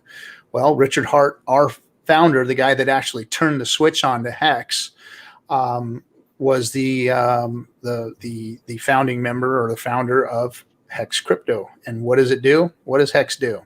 So Hex acts just like Bitcoin. It's actually better than Bitcoin in all ways. It's got better security. It's got 3 audits. No other crypto out there has 3 audits. It's always on. What the fuck is that? So Hex Crypto is always has an on switch. There is no off switch. Nobody has a hold of your keys. When the switch was turned on, it's just like Bitcoin. It can't go away. They can't wish it away. They can't try and kill it. It doesn't exist, but it exists. So that's basically what a crypto that really is a crypto should be, is something that exists but doesn't exist. You can't touch it. You can't move it. You can't play with it. Or you can only do the functions that it was created to do. Now, what was Hex created to do? Hex was built, in theory, to go up in price. It was designed to do 10,000x. So all the design features of Hex were designed for it to go up. So if you look at Bitcoin, I think Bitcoin's gone over 1 million X or something like that. Some strange, crazy, outlandish, insurmountable number of X that's gone. And there's a few other cryptos that are close behind it that have done that kind of X. So conservatively, Richard has taken all of the good features of Bitcoin and Ethereum and all these things and built into its game theory the ability for it to go up 10,000x. Now, does that mean it's going to? Not necessarily, but it is designed to do so based on the other track. So all we've got in crypto is the history. Right. What has other cryptos done? So if you do what other cryptos have done and improve on those things that have made those things go up so many X, then it would only stand to reason that the product that you make is going to do exactly that or better, right? So if Hex is built better than Bitcoin and does the things that Bitcoin does better, then it should be it should do better than, it should have a better track record than Bitcoin. So, but conservatively, 10,000x is what the design features are therefore, so it should do 10,000x is what it was designed for. Now, whether it does or not, we'll see. But and I said it's like a contract you got to operate it. Well, we're in the launch phase. So the launch phase of Hex lets you get in and mint your own coins through what we call the AA lobby. So if you go to hex.doctor, that's hex.doctor, you can go there and figure out how to get your Ethereum. You have to have Ethereum to get Hex. You can trade cryptos. You can get it through your, I don't even know if you have enough time now through Coinbase to get any ETH to get Hex. Do you? I mean, I know I can go get ETH and do it instantly, but I don't know some people that are no coiners. So that was what I was working on this. That's what I was working on this past week is I haven't even dealt with Coinbase, but I've gotten $5,000 worth of Bitcoin just in the past like 4 days. So if you have questions, you can direct message me, but I got links I'll send to people how they can do it. Yeah. So hit up Gary here, Funding Jim, and he might be able to help you get in a little quicker if you need to get some ETH into the AA lobby, the adoption amplifier, we call it. What you do is there's a bucket of Hex there every day, 511 million or something like that every day is thrown out there in a bucket. And then all the ETH comes in. So everybody puts ETH in, right? And then once all the ETH gets gathered for the day, at the end of the day, about 4:30, 4:45 California time, the AA lobby ends for the day. And all that Hex gets distributed to the ETH that went in. So it depends on how the amount of ETH that went in and how it gets divided up, how much Hex you get for that day. You actually go in and operate the contract and mint that Hex yourself. Nobody else does anything for you. You can just let it sit there and do nothing. But you go in, you mint that Hex, you take that Hex, and now you can use it like Bitcoin. You can spend it, you can trade it, you can put it on an exchange if you'd like. You can send it to somebody for services. Hell, Gary sold a Corvette the other day, and he took Hex for it. So you could have bought Gary's a Corvette with your Hex. So you can do anything. If you're a stripper, you can buy tits with it. If the doctor will take Hex, but it is worth something today. It's worth over a penny. It's like a penny one right now, right? It's penny one, penny two. A little more actually. It's a penny 0.2. Yeah. Okay, penny 0.2. So Hex used to be worth Satoshis, like a Satoshi, and that's Gwei. It was Gwei. Gwei. So way down to nearly nothing, like hundreds and thousands to equal a penny. So, but anyway, so today it's a penny. It's gone up significantly, 200 and something X, right? 230 we said today earlier, 225 or something like that, 224. Yeah. Or no, 134. I'm sorry, 134, right? Oh, X's? Oh no, it's a little bit more than that. It's like 220. Oh, 220. So 220X.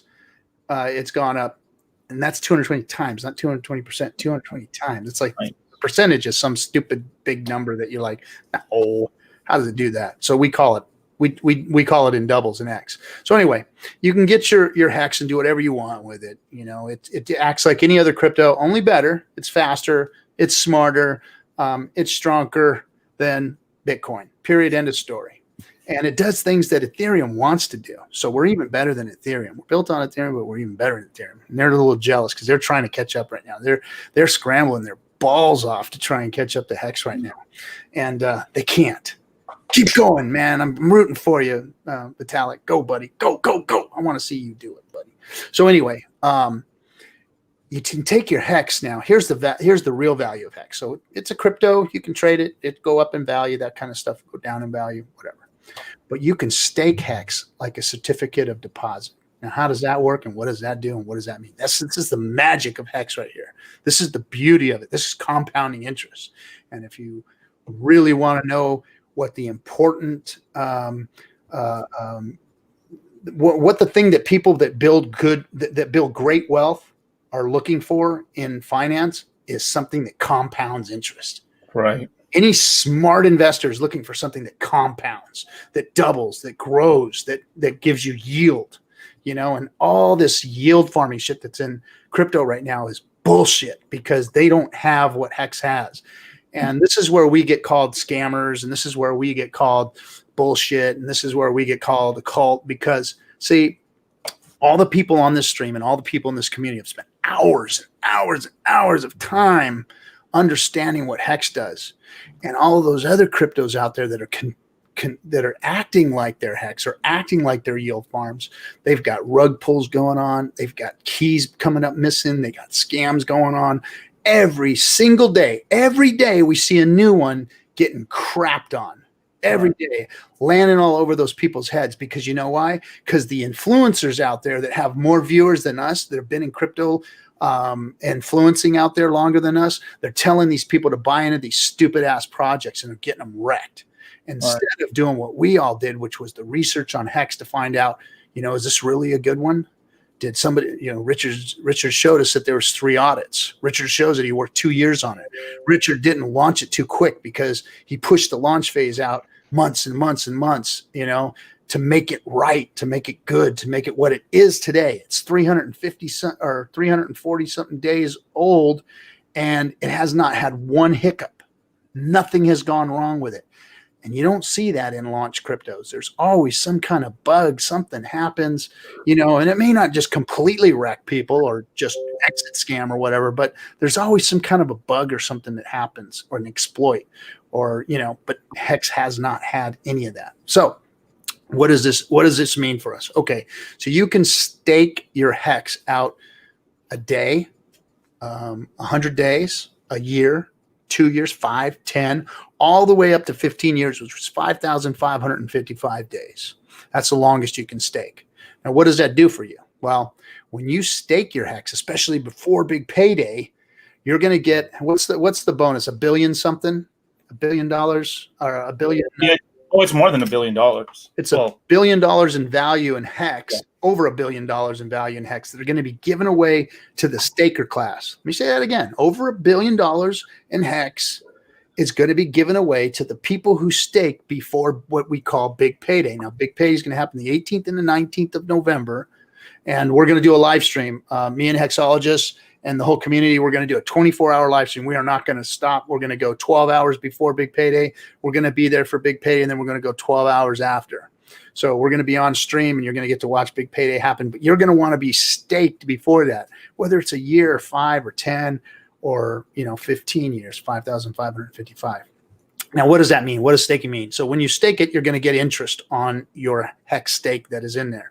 Basically, if you're in crypto and you understand crypto, think of it as now you're the miner, and you're, instead of getting the gains that they get, the hash rate that they get for solving blocks and for keeping the ledger, you're going to get interest for staking your Hex and becoming the value of the crypto itself.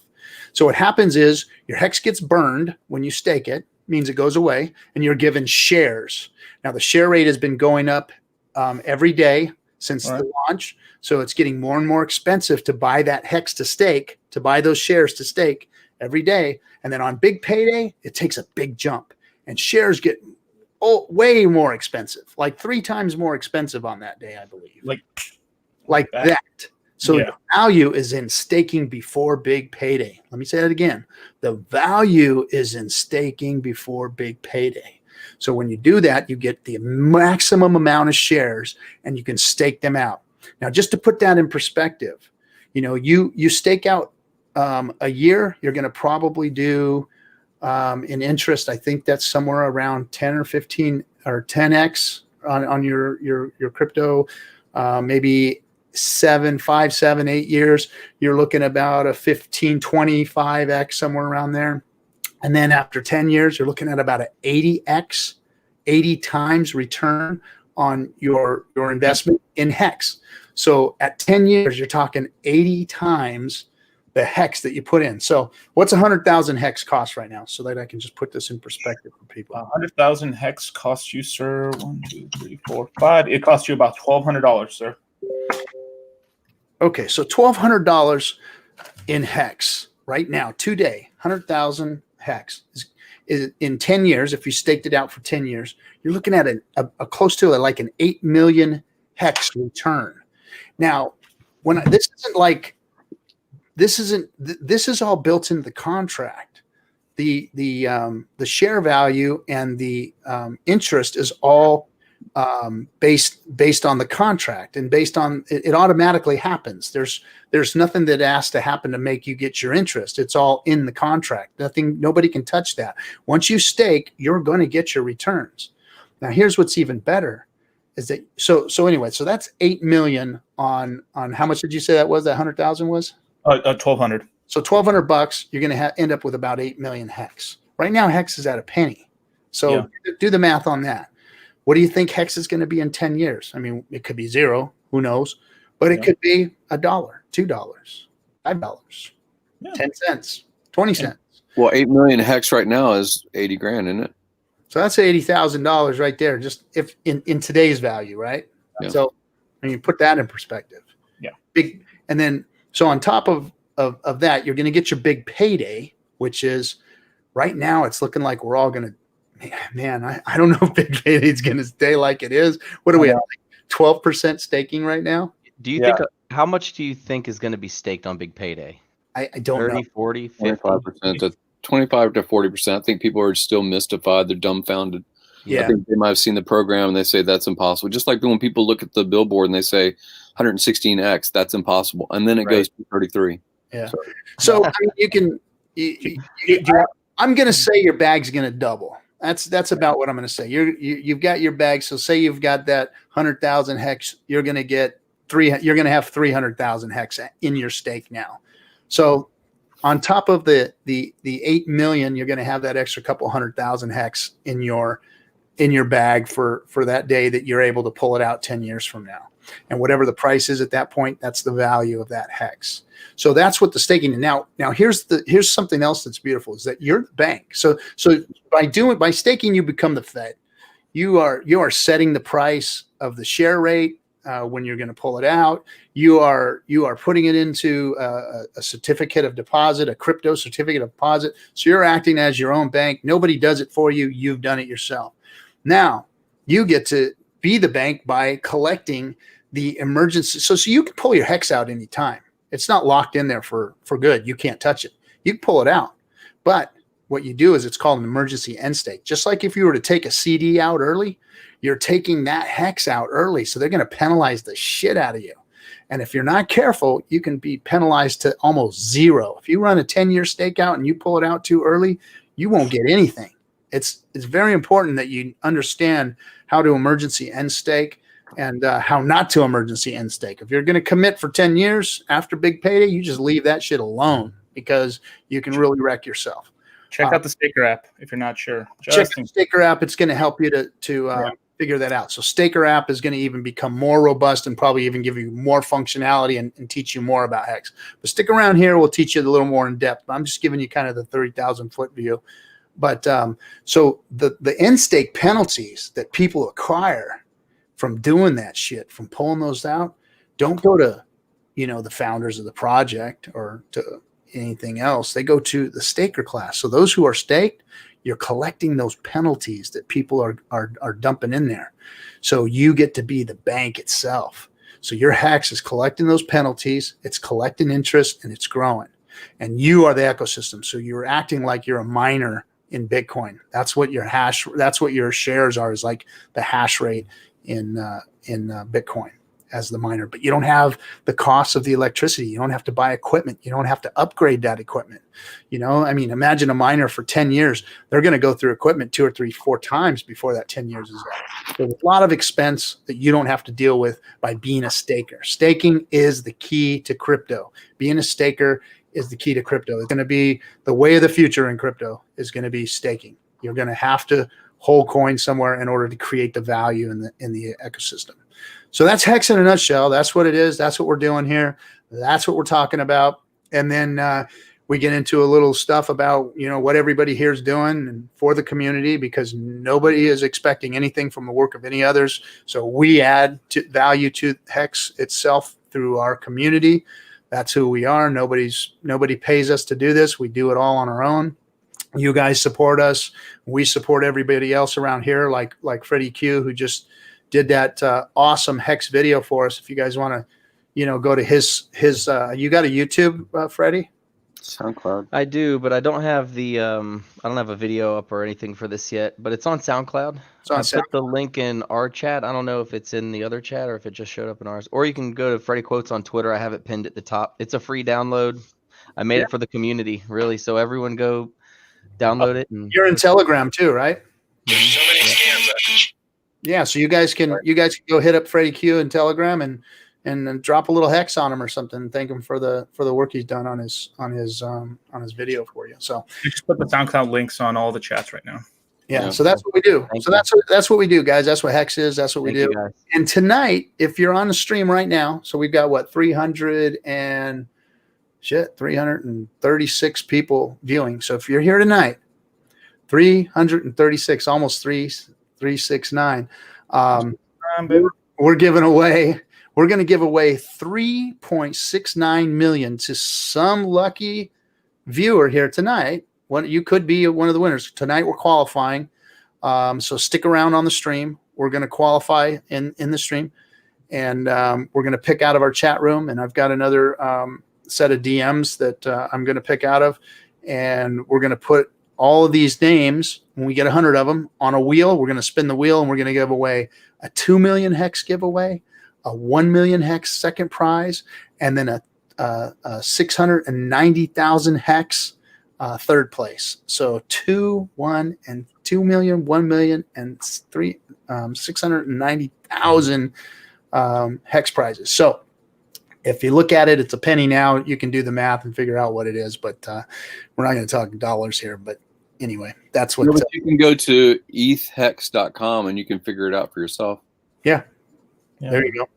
So stick around. We're gonna choose some people for the wheel of death that we're gonna spin here in the next few days, next couple of weeks anyway. You want to hear some interesting math? Some Let's little hear moon math? A little interesting math? All right, because you just had a wonderful explanation of the big payday. So if right now you're staked and you got over for every 1,000 shares that you have staked, you get paid out in hex 225K in hex for every 1,000 T shares you have in the system. Say that again. For every 1,000 T shares that you have, you will be paid out in the current price of hex 225,000 in hex. And what's the time frame for that 225,000? Well, if you had 1,000 shares just staked, I mean, literally, it depends on your time frame because your shares can be very different to everyone else. But let's just say you had 1,000 shares and you had a lot of hex, you staked it just past big payday, you would get that much in hex if you had that much staked out for one day off of the current price of 1.2 cents.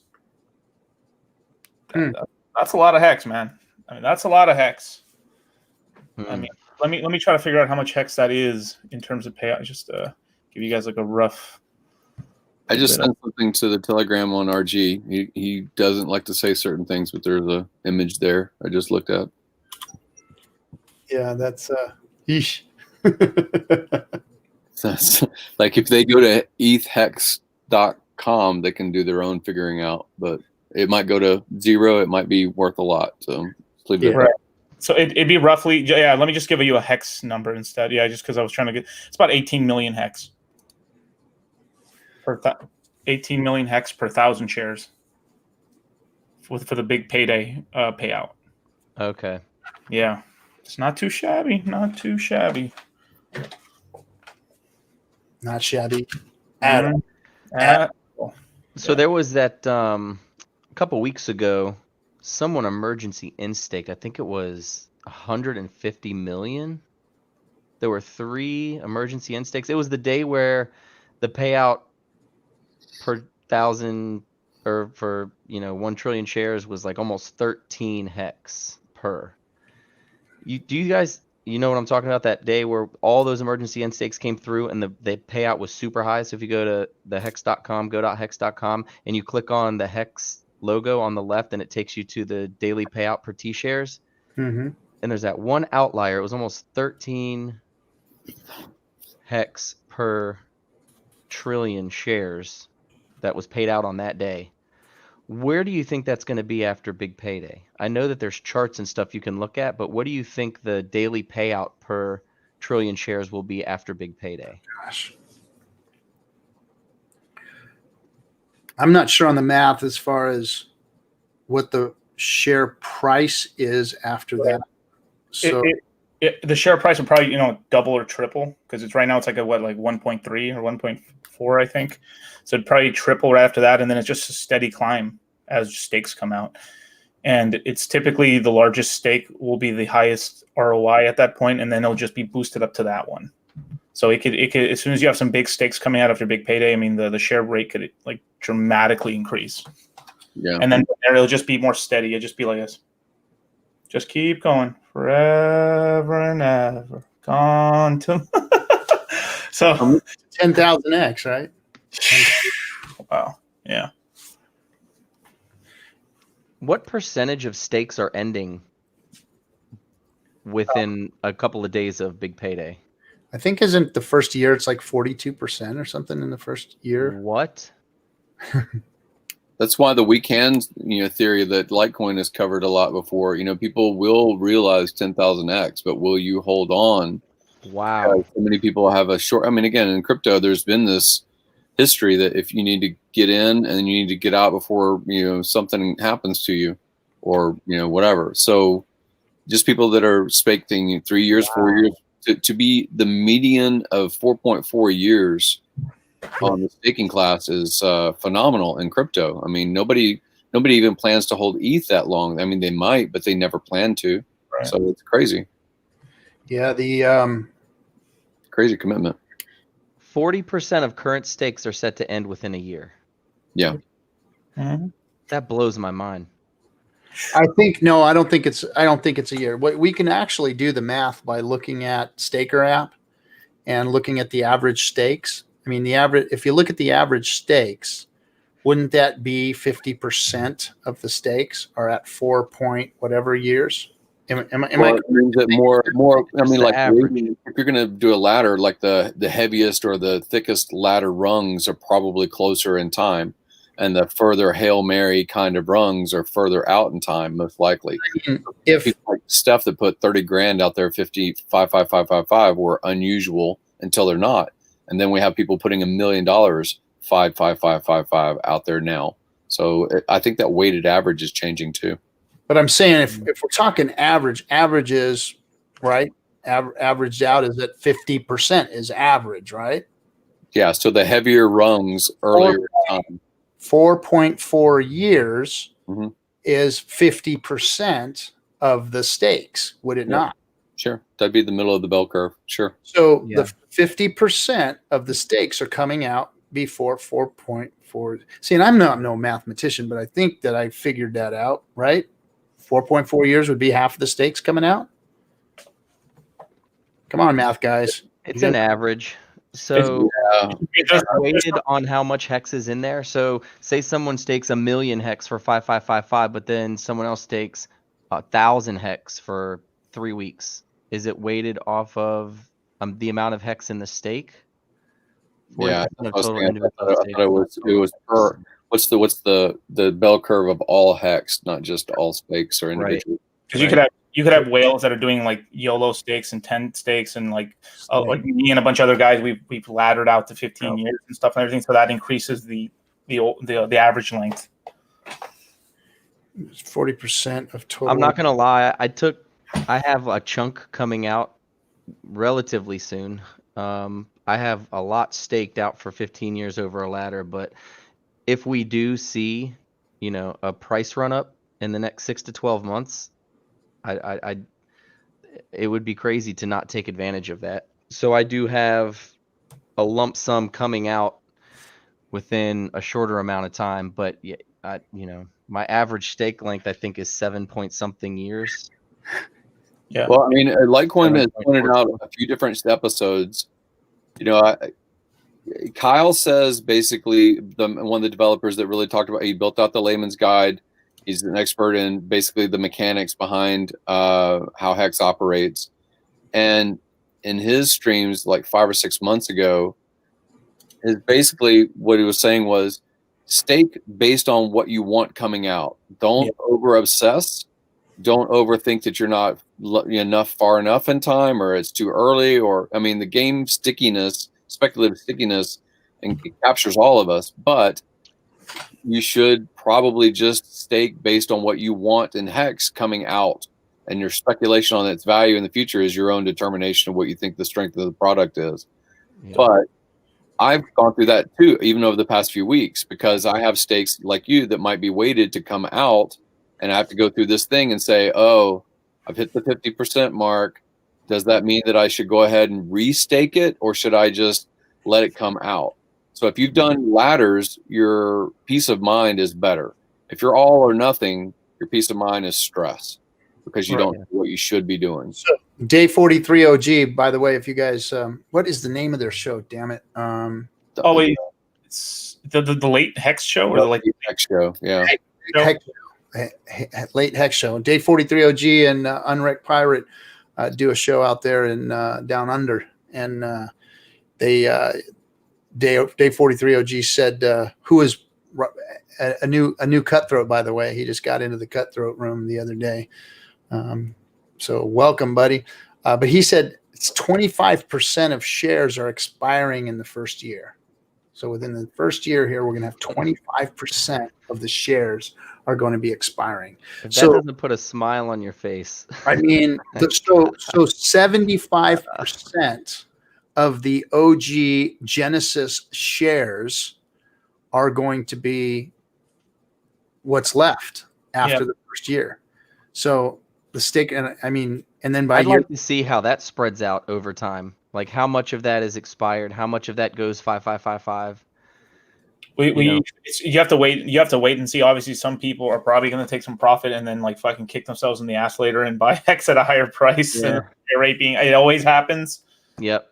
Just going to happen, right? And you're going to have some people that are just like going to get that pop just because they want the big number, and they're just going to ladder it out and stake it out and stuff. If your stake that comes out and you're the highest ROI in the system at that point, and you restake right away longer than what you did, you should be up in shares. If you don't, and you take some profits and you ladder it out, you may have only equal to your shares or less than your shares than what you originally had on that big stake. Is that is one bonus the 1 year stakes have, is that you can triple your shares by staking out longer. Here's something else that's, but you got to do it right away. Here's something else that's mind blowing to staker class Hexicans and big payday OG Genesis share Hexicans. 87%, and this is from Gimme Liberty, who, by the way, says instead of saying pulling out, say maturing, because he's very phobic. But I always wonder about people who are too phobic. But anyway, 87% of Hex is liquid, so basically already unstaked. So if that percentage doesn't, so 87%, do you know what that means? I mean, that's 13%, which is, what is staked, obviously. That's 13% of the Hex is all that's staked before big payday so far. I mean, it's going to probably go up. I don't know if it's going to go up that much, because there's a lot of people are going to anticipate and try to front run and not stake just to stay liquid. But it's based off of the highest ROI off of a stake.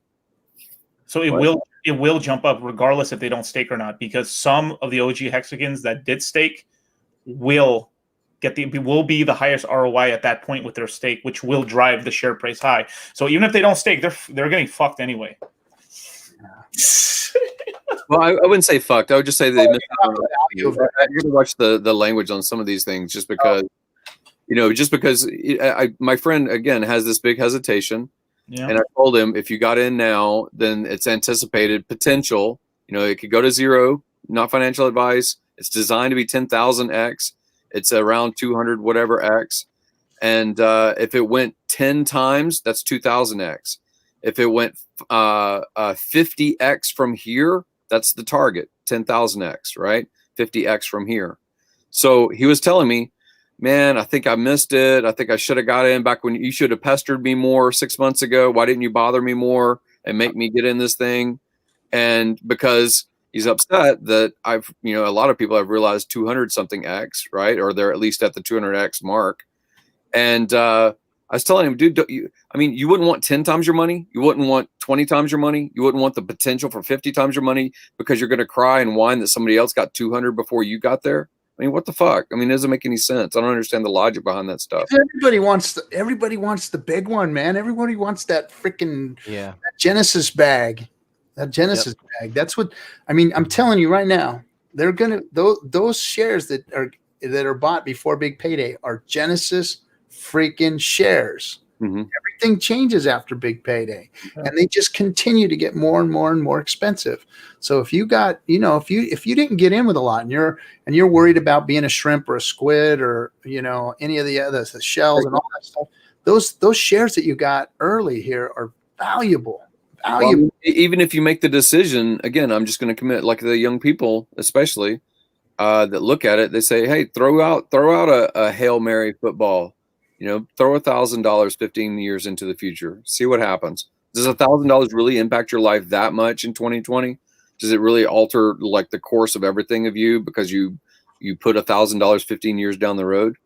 I mean, again, all the caution about financial risk and shit like that, but $1,000 doesn't affect people that much, over the course of a 15-year risk profile. Right. Yep. And I love when he says over and over, he said it a bunch of times, a Hail Mary pass of a 5-5-5-5 stake can make up for all your fuckery and all of your, stupid short-sightedness. Yep. It can make up for it. It potentially is an 80 to 200x in hex quantity to make up for you kind of fucking around with like short-sighted games and buying shrimp farms and whatever other kind of shit that we do. We do stupid stuff too. Right. But you guys got to remember too. I know we've gamified Hex a lot and stuff. But you also got to remember too that you've got to set stakes where you can handle it emotionally. Because I'm seeing a lot of people, do what you want, you guys. It's play your, it's whatever you want, man. But I see a lot of hollow. I see a couple hollow sharks, a couple hollow dolphins. You know what I mean? By what I mean by hollow is that they're tipped all the way to like the 8, 10 year, 15 year range, and they got like nothing. 1, 2, 3, 4, 5, 6. Oh, that's a good term. Is that a a while back ago, a hollow shark or a hollow whale but I mean, it's really not, because what it is it's really a strategy, just like a 401k or a pension plan or anything like that. You're not planning on taking that shit out until you're 60, 65, 70 years old, so that's what you've done in essence, is you've created that by putting those hex out there. I mean, if you start working as a 20-year-old and you work the 40-year plan or whatever, 45-year plan, I mean, look, you can do the same thing in a 15-year plan in hex. You don't have to do 40 years. Yep. You can do 15. As long as price go up. As long as price go up. Can you be a 20-year-old and potentially hit your pension, your hex pension at 35? Yeah, you potentially can. Yeah. Yeah. Yeah, I get taking the shares in the long share rate. You have to remember at some point you have to take profits. Yeah. You have to take profits. You got to take profits. You have to take profits. And if you can set yourself up to take profits early, you don't need that much money, right? So my friends are like, oh, you're lucky you got this job. I'm like, no, I work my tail off to get here. And they're like, well, you got this, you can do that. And I'm like, well, it's not that hard to do that. You don't need a lot of money to do things. Okay, people are like, yeah, Lambo. I say in the song, I'm like, Lambo, new crib, blah, blah, blah, all that stuff. Whatever. It's like you were saying, it's flashy rapper stuff, but you don't need that stuff. You can live comfortably. And I live in one of the most expensive areas in the entire country, Northern Virginia. There's 5 or 6 pockets in the country that are as expensive as it is here. But this is a lot of money, right? $150K a year, you can live comfortably. You don't need that much money to be able to have residual cash coming in. So if you could find a financial planner somewhere with $1.5 million, if you gave them 1.5 flat, they could get 10% a year, an average financial planner, right, Gary? Is that wrong? Yeah, I mean, you have that residual. Yeah. And then you don't, but it's like you said, you have to determine what kind of lifestyle you want. You have to know how much money you need to live the type of lifestyle you want. People don't need that much to live comfortably. I don't know. It's great to do 555 shares. I've got a ton of them. I'm all in on the 5555, but you have to take profits, and you can set up ways to be able to take profits and still have your hex rolling in and just be set with your profits that you made forever. You can retire off of 150K a year and live comfortably. And that's just with 1.5 million. People that believe in silver, they believe in gold, the people that are, gold bugs and so forth from like 10 years ago that started really a lot of the Bitcoin movement, sound money principles. Imagine that you had a hoard of your stack of gold or silver coins, but every year there's more of them. I mean, if you value the coin itself, why wouldn't you value its multiple or its interest? So it's the same kind of thing. And you can stack that out over time. And you don't have to have a lot of ongoing passive income to completely change your lifestyle. Right. I know people that actually they will, like you do in the finance business, mortgage finance. In the Bay Area, it's extremely expensive in certain areas. So people will commute an hour or an hour and a half to get to the cheaper place to live. Same in Northern Virginia. Yeah. So they will commute an hour and a half every day. Just to pay $400,000 for a house instead of 1.6 million for a house outside of DC. So if they don't look at the numbers, they think that they're saving money because they're spending 3 hours a day looping from work and home, work and home, work and home. But they never pay themselves that 3 hours. They never calculate what's my hourly rate that I expect an employer to give me, and take that number and then multiply it by 3 hours, because that's what you are paying to commute that distance. Now imagine that you are not anchored to the location of your job. What if you choose a place that you want to live on the side of a mountain, on the, at a beach or whatever it might be, and there's no regard with commute, right? You don't have to live a baller life to have, you don't have to have a baller income to have a baller lifestyle. You don't. Right now you're tied to an employer. Most people are tied to an employer. Yep. There's a lot of truth in that, man. Yeah. But that's what's so awesome about Hex, though, is there's so many possibilities, right? Mm-hmm. You can have staking ladders where you can set up residual income coming in. So if you want, if you have your break even, if you know what your minimum monthly nut is every month, your house rent, whatever, mortgage, your car, if you have a payment, the insurance, and that's another thing too, man. A lot of people don't know what their break even is. You need to know. Everybody who's watching this isn't, and again, I'm not a financial advisor, but whatever, you need to know what your monthly break even is. And a break even, Google it. It's simple. You basically add up all of your monthly liabilities, including eating out, your food, anything, the type of lifestyle that you live right now. Find your break even, save all of your receipts for a month. And at the end of the month, sit down and put them into 6 or 7 categories: housing, food, clothing, entertainment, auto. Whatever. You can Google it. It's easy to find. It's out there. Find what your break even is and see how much money you need to make each month in order to determine, okay, well, this is the type of lifestyle I have. This is what I need. And then anything above and beyond, you can't really even begin to save until you know what your break even is, because and then when you start getting your checks in, when you get your income in, you put that in your account, boom, you save, you set that alone, you don't touch it. Anything else you should put directly into savings. Because you've already worked in your entertainment, you've worked in clothing that you need, gas, food, eating out, all of it. Keep every receipt for the next month. And at the end of the month, then you guys can hit me up on Twitter or in the chat, whatever. I'll work with you guys on this. It's easy. It's very simple to do. Find your break even. When you find your break even, you'll have a better idea of what you'll want and how much you'll need to stake and what you can have in your staking ladder if you're trying to retire off of Hex and have a residual income. Absolutely. Went off on a tangent. Very smart. That's extremely smart. And I think that people even say, if you're employed, you work until May, from January until May, just paying the tax on the rest of what you're going to make for the rest of the year. So like May is your break, is your taxes taken care of. Now you pay for your lifestyle that you're going to live.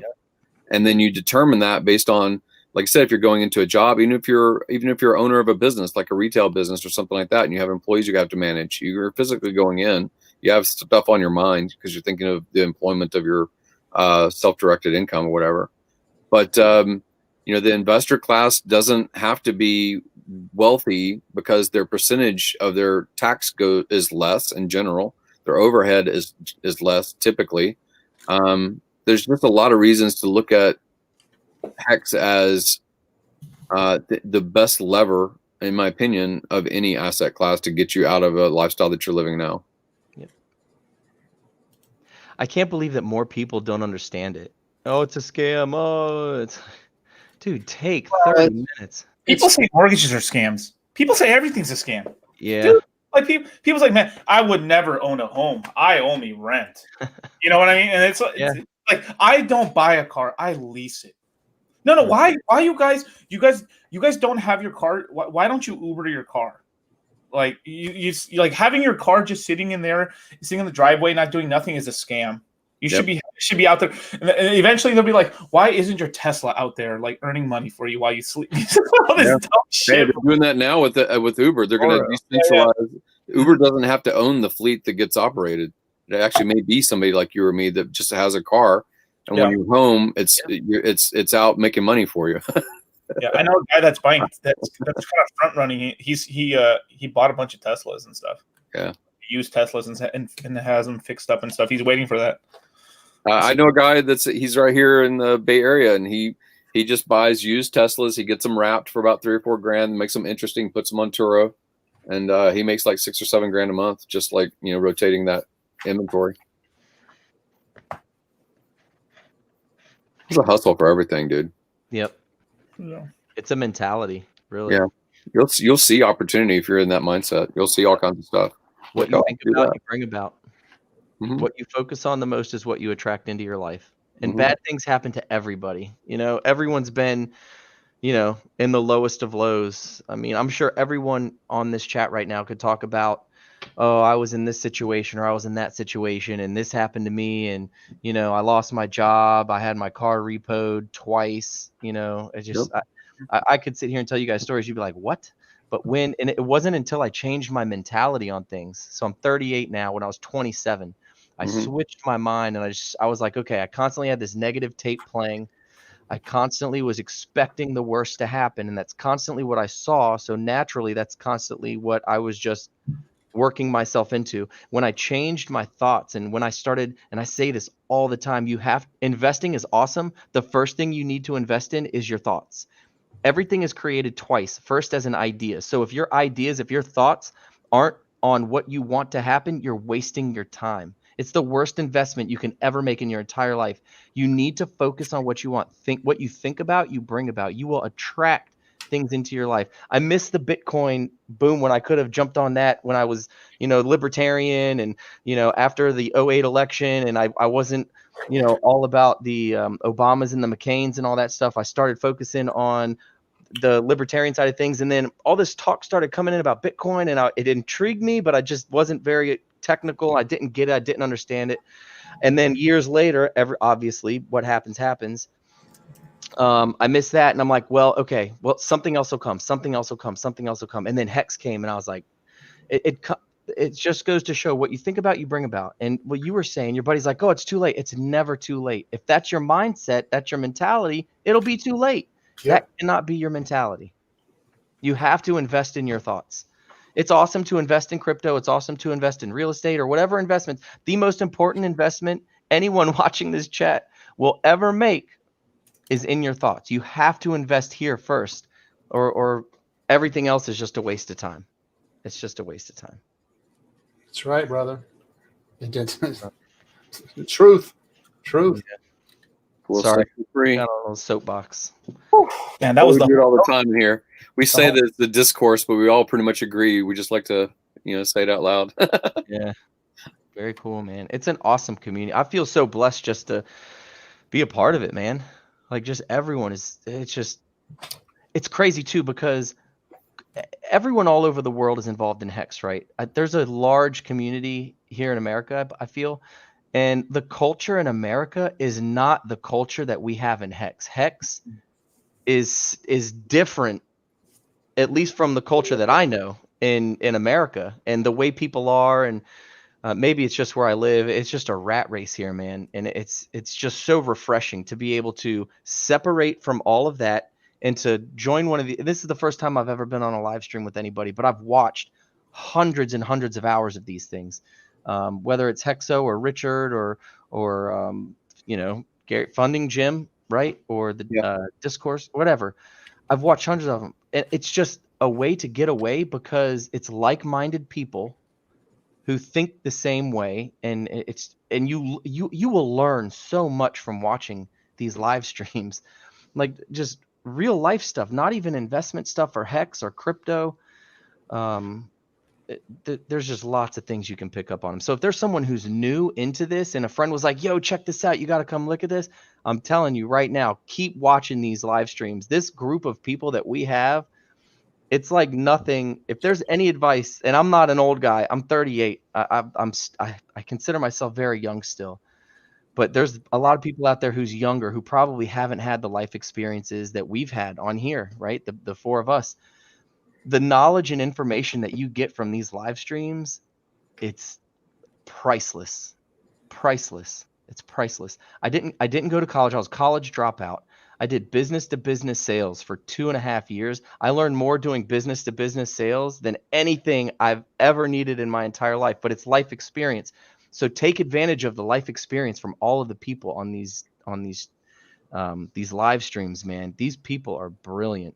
And I don't know what any of you really do, you know, in real life or whatever, air quotes, like what you guys do for jobs, and you have families, I'm sure, but you know, there's definitely a reason we were all brought together. It's awesome, man. It's really cool. I really haven't met a total asshole in Hex.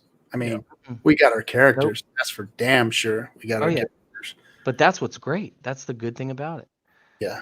But no one's a jerk. No one's like just a prick. You're like, I don't want to. Anybody who I've met a lot of people through Hex online and, you know, Twitter, whatever.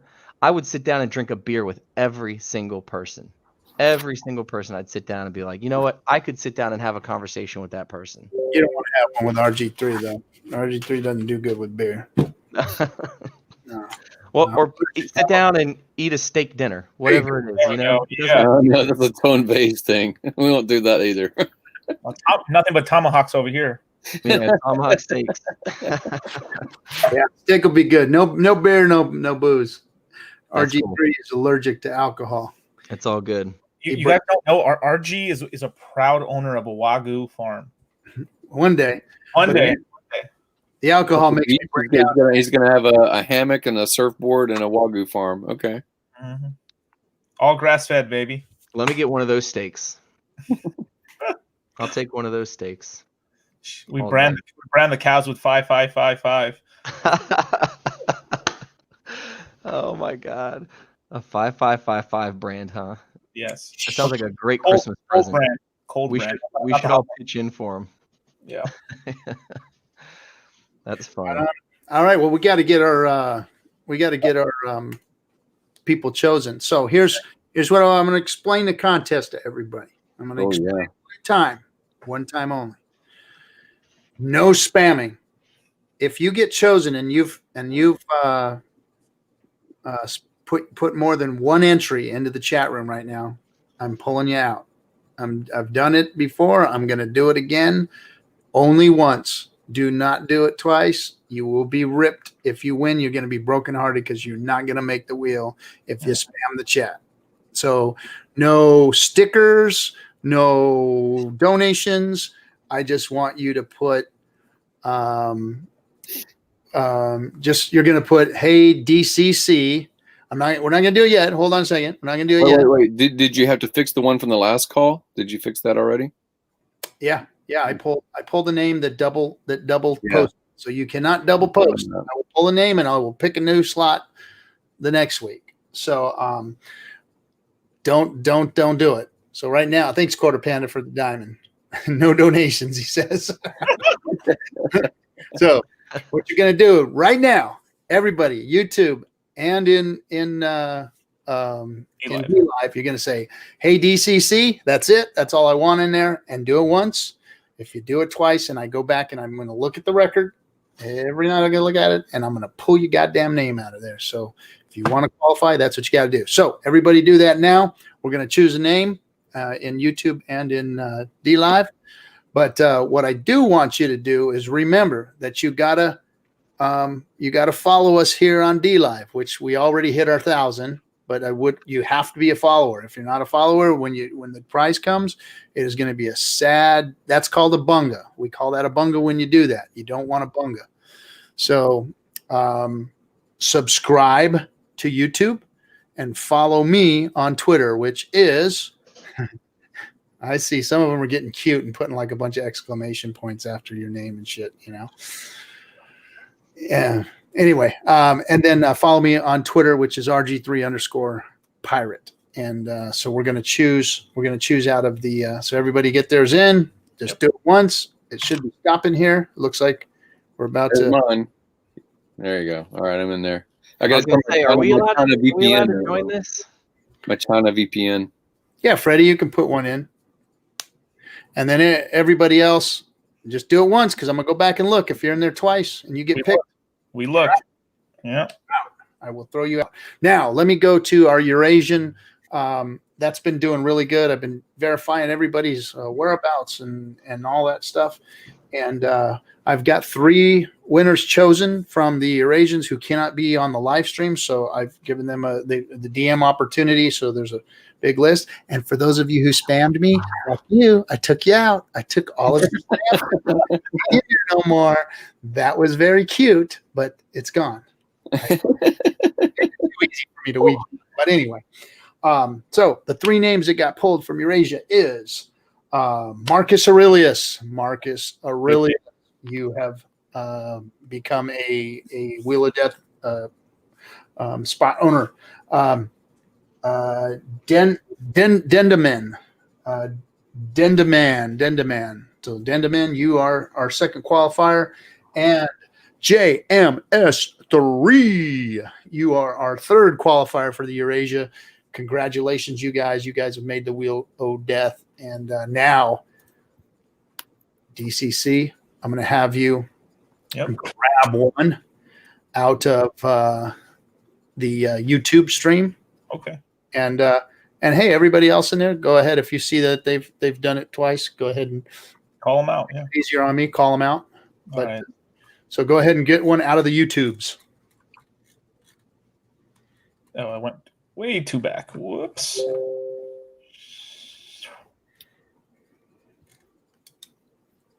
The Iron Laws.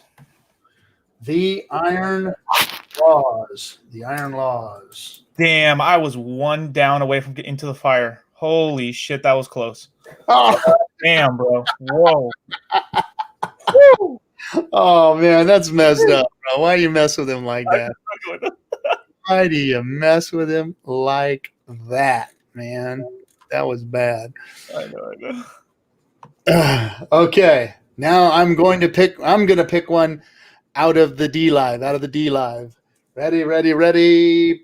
Down. Oh, Sammy Chickabow Wow. One of our, I think that's the first lady Mexican. Yeah. Freaking. She's all over Twitter too. She contributes on the Twitter feed. I don't even know. I'm in some private chats with her, and she's a freaking riot, man. She's gonna down punch. She's a true pirate Hexican. Our That's Sam. awesome. Congratulations, Sammy. I'm freaking glad as shit you got one right on. Yes, Sammy Bow Chicka Wow Wow. Stop gatekeeping me. Oh man, where's Mousetrip been? I haven't seen him in weeks. Yeah, more. Yeah. I love hating that guy. He's one of our true dirty Hexicans. Mm-hmm. He's definitely pirate. Are we doing that extra one, or are we just gonna do it for the next That's one? right. I'm sorry, we had to do 4. So that was no. I only picked 2.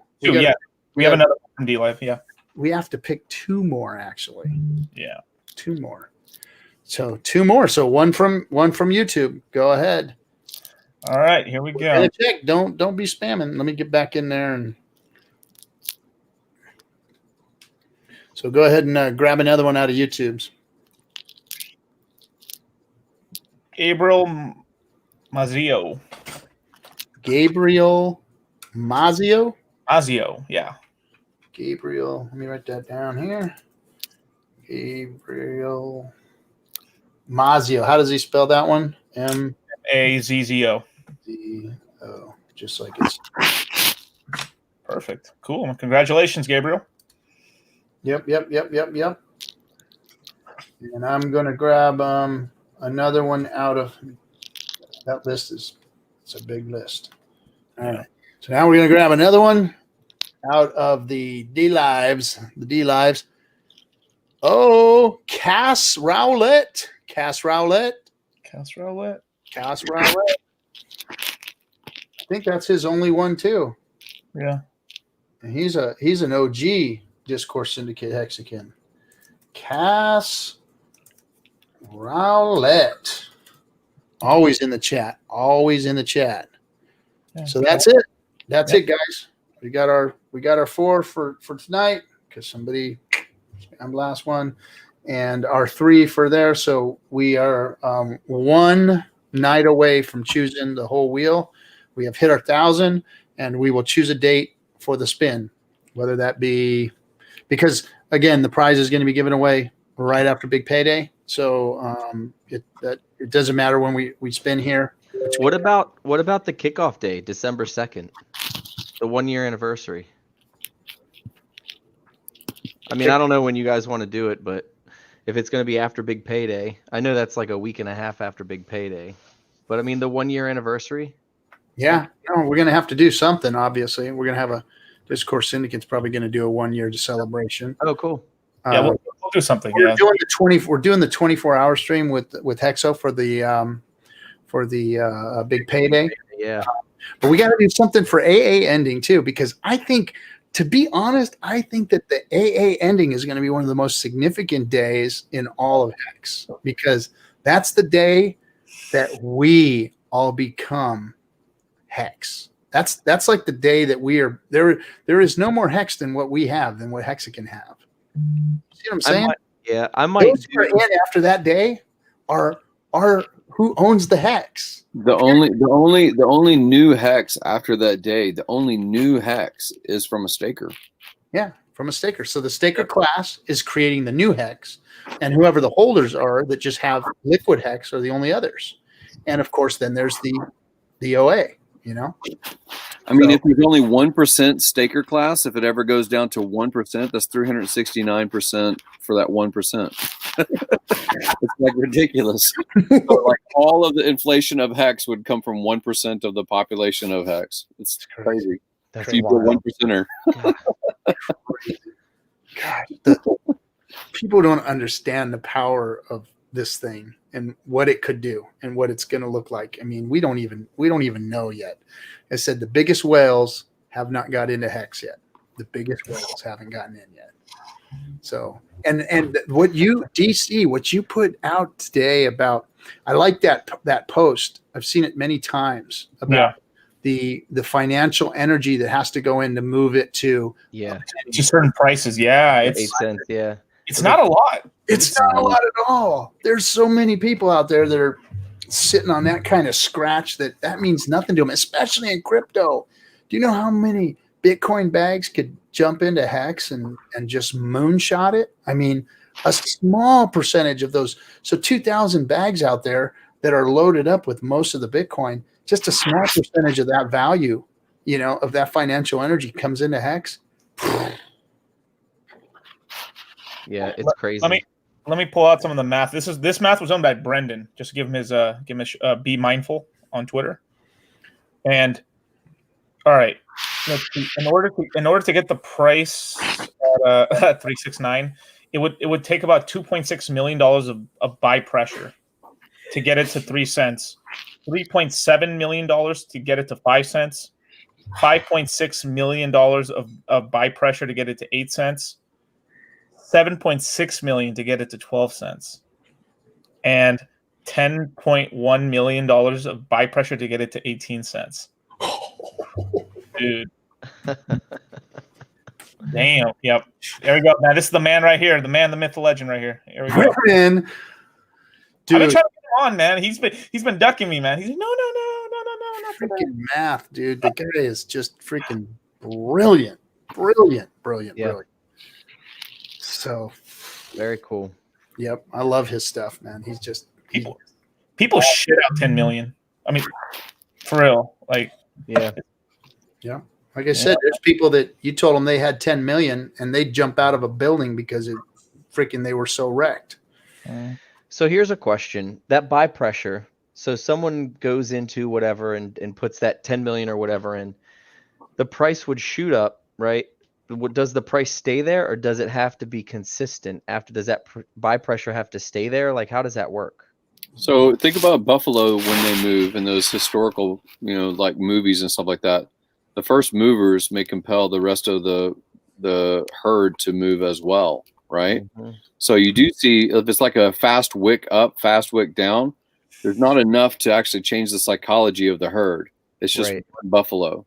But like 1, 2, 3 Buffalo start to move, then the whole crowd moves. And then once they calm again, once it doesn't, hey, things are not wrestling, I'm not anxiety driven or whatever, then they calm down in that new place. They don't go back to their old place necessarily. So what I'm saying is when $10 million of buy pressure pushes the coin up like it is now, it's 0.0119 or something. Well, like a month ago, it's 0.006 or whatever, right? So you see the relocation of the entire value perception of the coin. Same thing with silver and gold, same thing with real estate, same thing with anything. Because I wasn't raised, because I've lived in California long enough, I've normalized to the price of California house. But when I grew up in the same kind of house in Texas, I normalized to that price of that house. So you normalize, and that's what's going to happen with this too. Most likely, is it may go 2, 3, 4 cents before big payday or somewhere around there or whatever. It may have turbulence and volatility, but it will continue to ratchet up based on Gresham's law and network effect and this, relocation of the Buffalo herd, of value perception. People don't tend to sell their house. This. They tend to move into the house because of the stress to get into the house. They tend to stay in the house 4, 5, 6 years until something compels them. Is it the price? Is it the job? Is it the kids grow up and now they're an empty nester? Something has to compel them to change their perception of the value of their house. It's the same thing with crypto. Your perception just moves quicker here. Interesting. Damn, man. It's crazy to think of the potential. Like I keep seeing tweets about the one whale who kept buying in, and another whale bought in, and I think Richard was like, no, this is a different whale. This isn't the God whale or whatever. There's just a sprinkling of people. I think there's some famous people, some famous BTC people that are in now. Yeah. Yeah. Well, they're in. Ain't gonna say no names. Satoshi. Yeah, it's just so much potential. Hey, And what I would it hate do that to the word. Hex price if the Satoshi wallet actually moved Bitcoin into Hex? And What would claim happen to the Hex wallet? What would happen to the Hex? Oh, she just coins, bro. It just moved, and it moved to an exchange or some shit. But it says, "Oh, I can actually claim my Hex on the last day," and this is the Satoshi wallets. Like, what the fuck? Right. What would happen to Hex? Satoshi hasn't moved his coins in how many years? And the first thing he did was buy Hex. He got thawed out of life rehab or whatever. He got his head got thawed out of something. It's like, yeah, let me claim that last day. People would lose their minds. Fucking like, Dude, that would be like the All of it. Dumps all of it. form. Dumps all of it. Jimmy's song. I mean, all of these BTC maxi people will be like, "What the fuck? Satoshi moved it into Hex? Are you kidding me?" In one market buy, it flips. God has anointed Hex. and Grayscale buys it all. And then dumps on everybody. I mean, Hex would go to like Ripple prices would be like $3 a Hex or whatever. Like, what the fuck? yeah. Satoshi has so much Bitcoin that all the coins he would have got for free from all these from like Bitcoin, he could zero out all these other coins. Well, Satoshi could just move one Satoshi and drastically change the price of Bitcoin, but if it moved to Hex, it would drastically change the price of Hex too. It'd be like flipping that scale of perception. Maxis would be, like they said in the chat, jumping off of freaking buildings, man. Yeah. Dude, they would be blaming Trump. They would be like, Trump did it.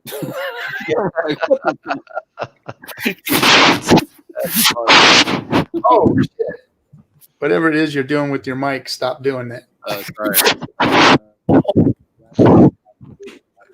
Oh, man. I had to rub your ear. Damn, dude. You're killing us. That's crazy. So with the inflation drying up, right, and more people starting to get in, I think we start to see, and I hate to speculate, but I think we start to see, because of the game theory and the, it's designed to do 10,000x. This is exactly what Richard was talking about, where it's designed to do 10,000x, is where this game theory comes in, because the interest dries up and more people are starting to FOMO. And you're seeing that. We've seen that here over the last week with the price shoot up.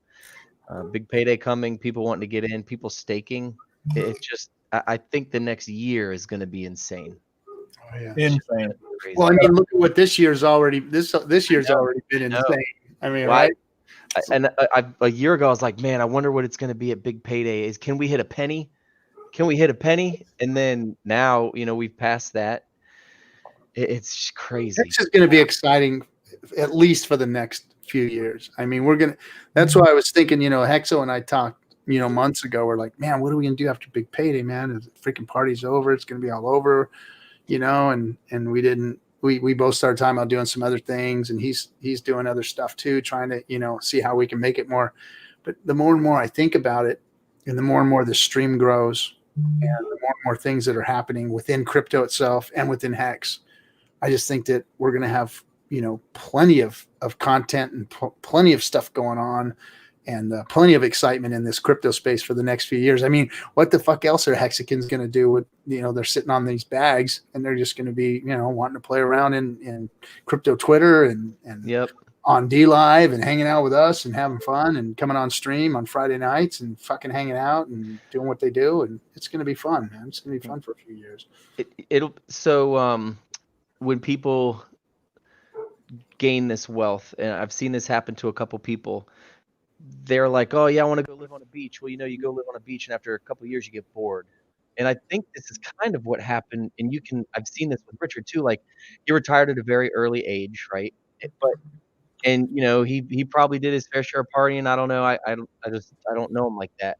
But what he's done, the self-help books, the videos that he's put out, developing the crypto to try to lift other people up and help them. I'm excited to see when Hex really starts to get up there and we start seeing all these Hex millionaires who go out and start doing the things to help others. Like Gary talks about, I want to help this person, I want to help that person. That's what I'm excited for. I'm excited to see the fruits of everybody's labor that's going to come from it. And to know that Richard had the foresight and the thought to put all this together, and to see all of the good that's going to go into the world from this project and the community coming together and people doing things and going out and helping others. One of the things, my buddy Ryan, I think he might still be in the chat here, but he was one of the only people who went in day one with me. And we do this thing, Hoodies for the Homeless, every year, where we just get donations from all of our friends, and then we go out to the tent cities and then drop them off.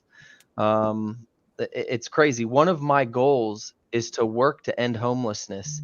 And when I retire, I want to fish. I want to go sit on a beach and I want to fish every day. No shoes, no shirt, no problem. Ronas here and there. You know what I mean? But I know eventually I'll probably get bored with that. At least that's what I've seen from people who I know that have gotten wealthy and developed wealth or whatever. Eventually you need to be able to do something that gives you worth. So people are like, oh, what does Richard do this for? Does he do it for the fame and the notoriety? No, he's doing it to create a legacy. He wants to help people. He understands that. And all these people who say that he's a scammer, that's what I don't get. They don't see that side of him. They don't see that he's here to help people. He wants to help people.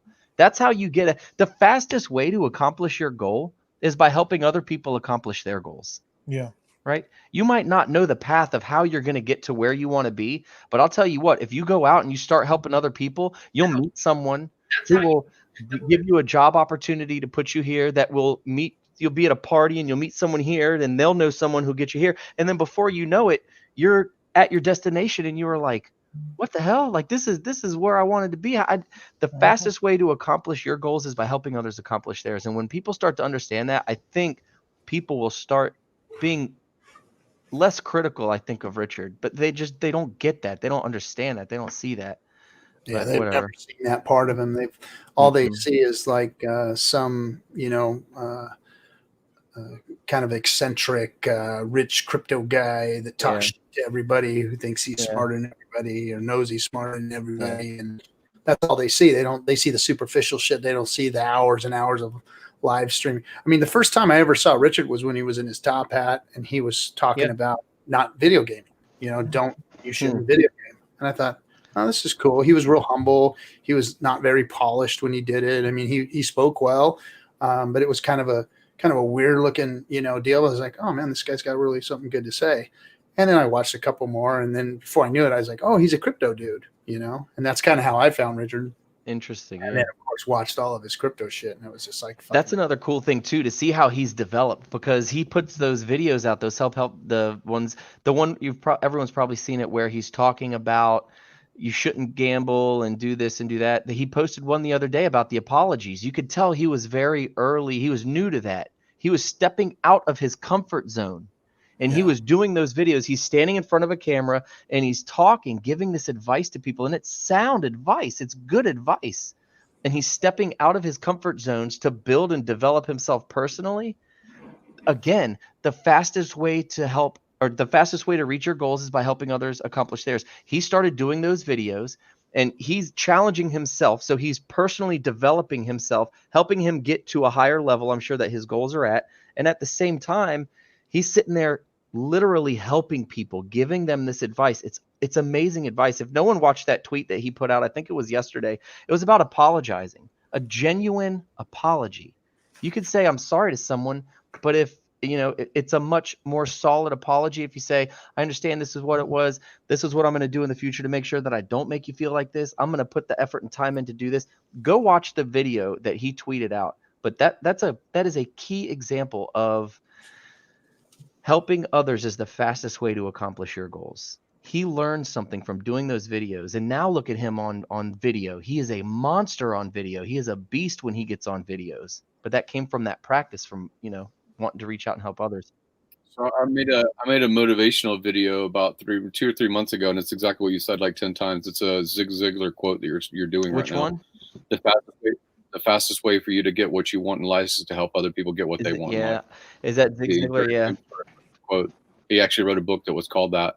And so I put a link in the private chat, but I also just put it in the thing, and it's Zig Ziglar basically talking about you being a meaningful specific. Are you a meandering?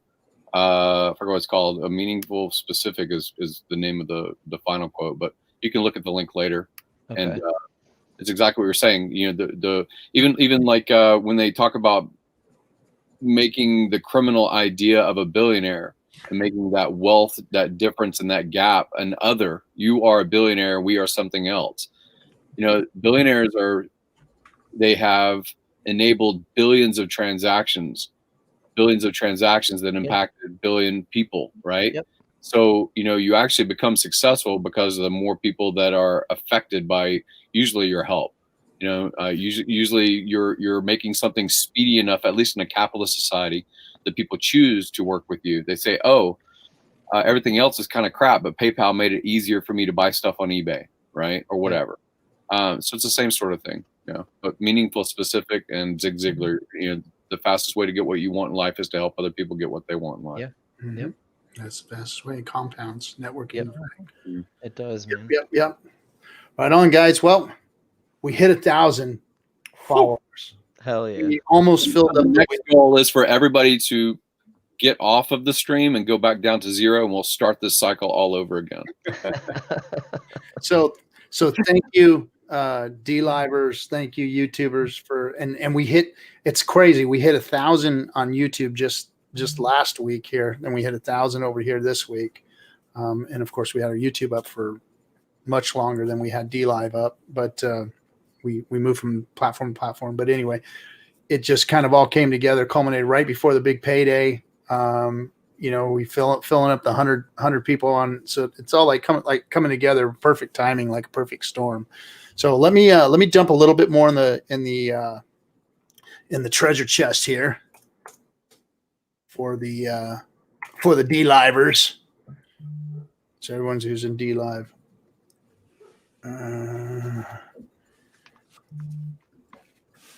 Okay, let's see here. All right. I got a no coiner. One of the guys that I currently work with, he's texting me right now. He actually went on stream and wanted to see what we're doing. He goes, I want to know about that Bitcoiner stuff. So I'm gonna go onboard a new Hexican tonight after this. And I got a whale too. One of my whale friends decided he was finally going to come in because he got tired of losing too much money, because I told him, now this is a guy that's like dropping, big. And I told him way back in February to get his ass in. Use the referral link. And he didn't listen. Oh, you got that right. My referral link's tattooed on his freaking, I got my referral link all over his head, but he hasn't. He's getting ready. He did. So that was cool. But hey, real quick, can one of you guys message me whoever it was that was the 1,000th subscriber? Oh, I want to make sure I get them that.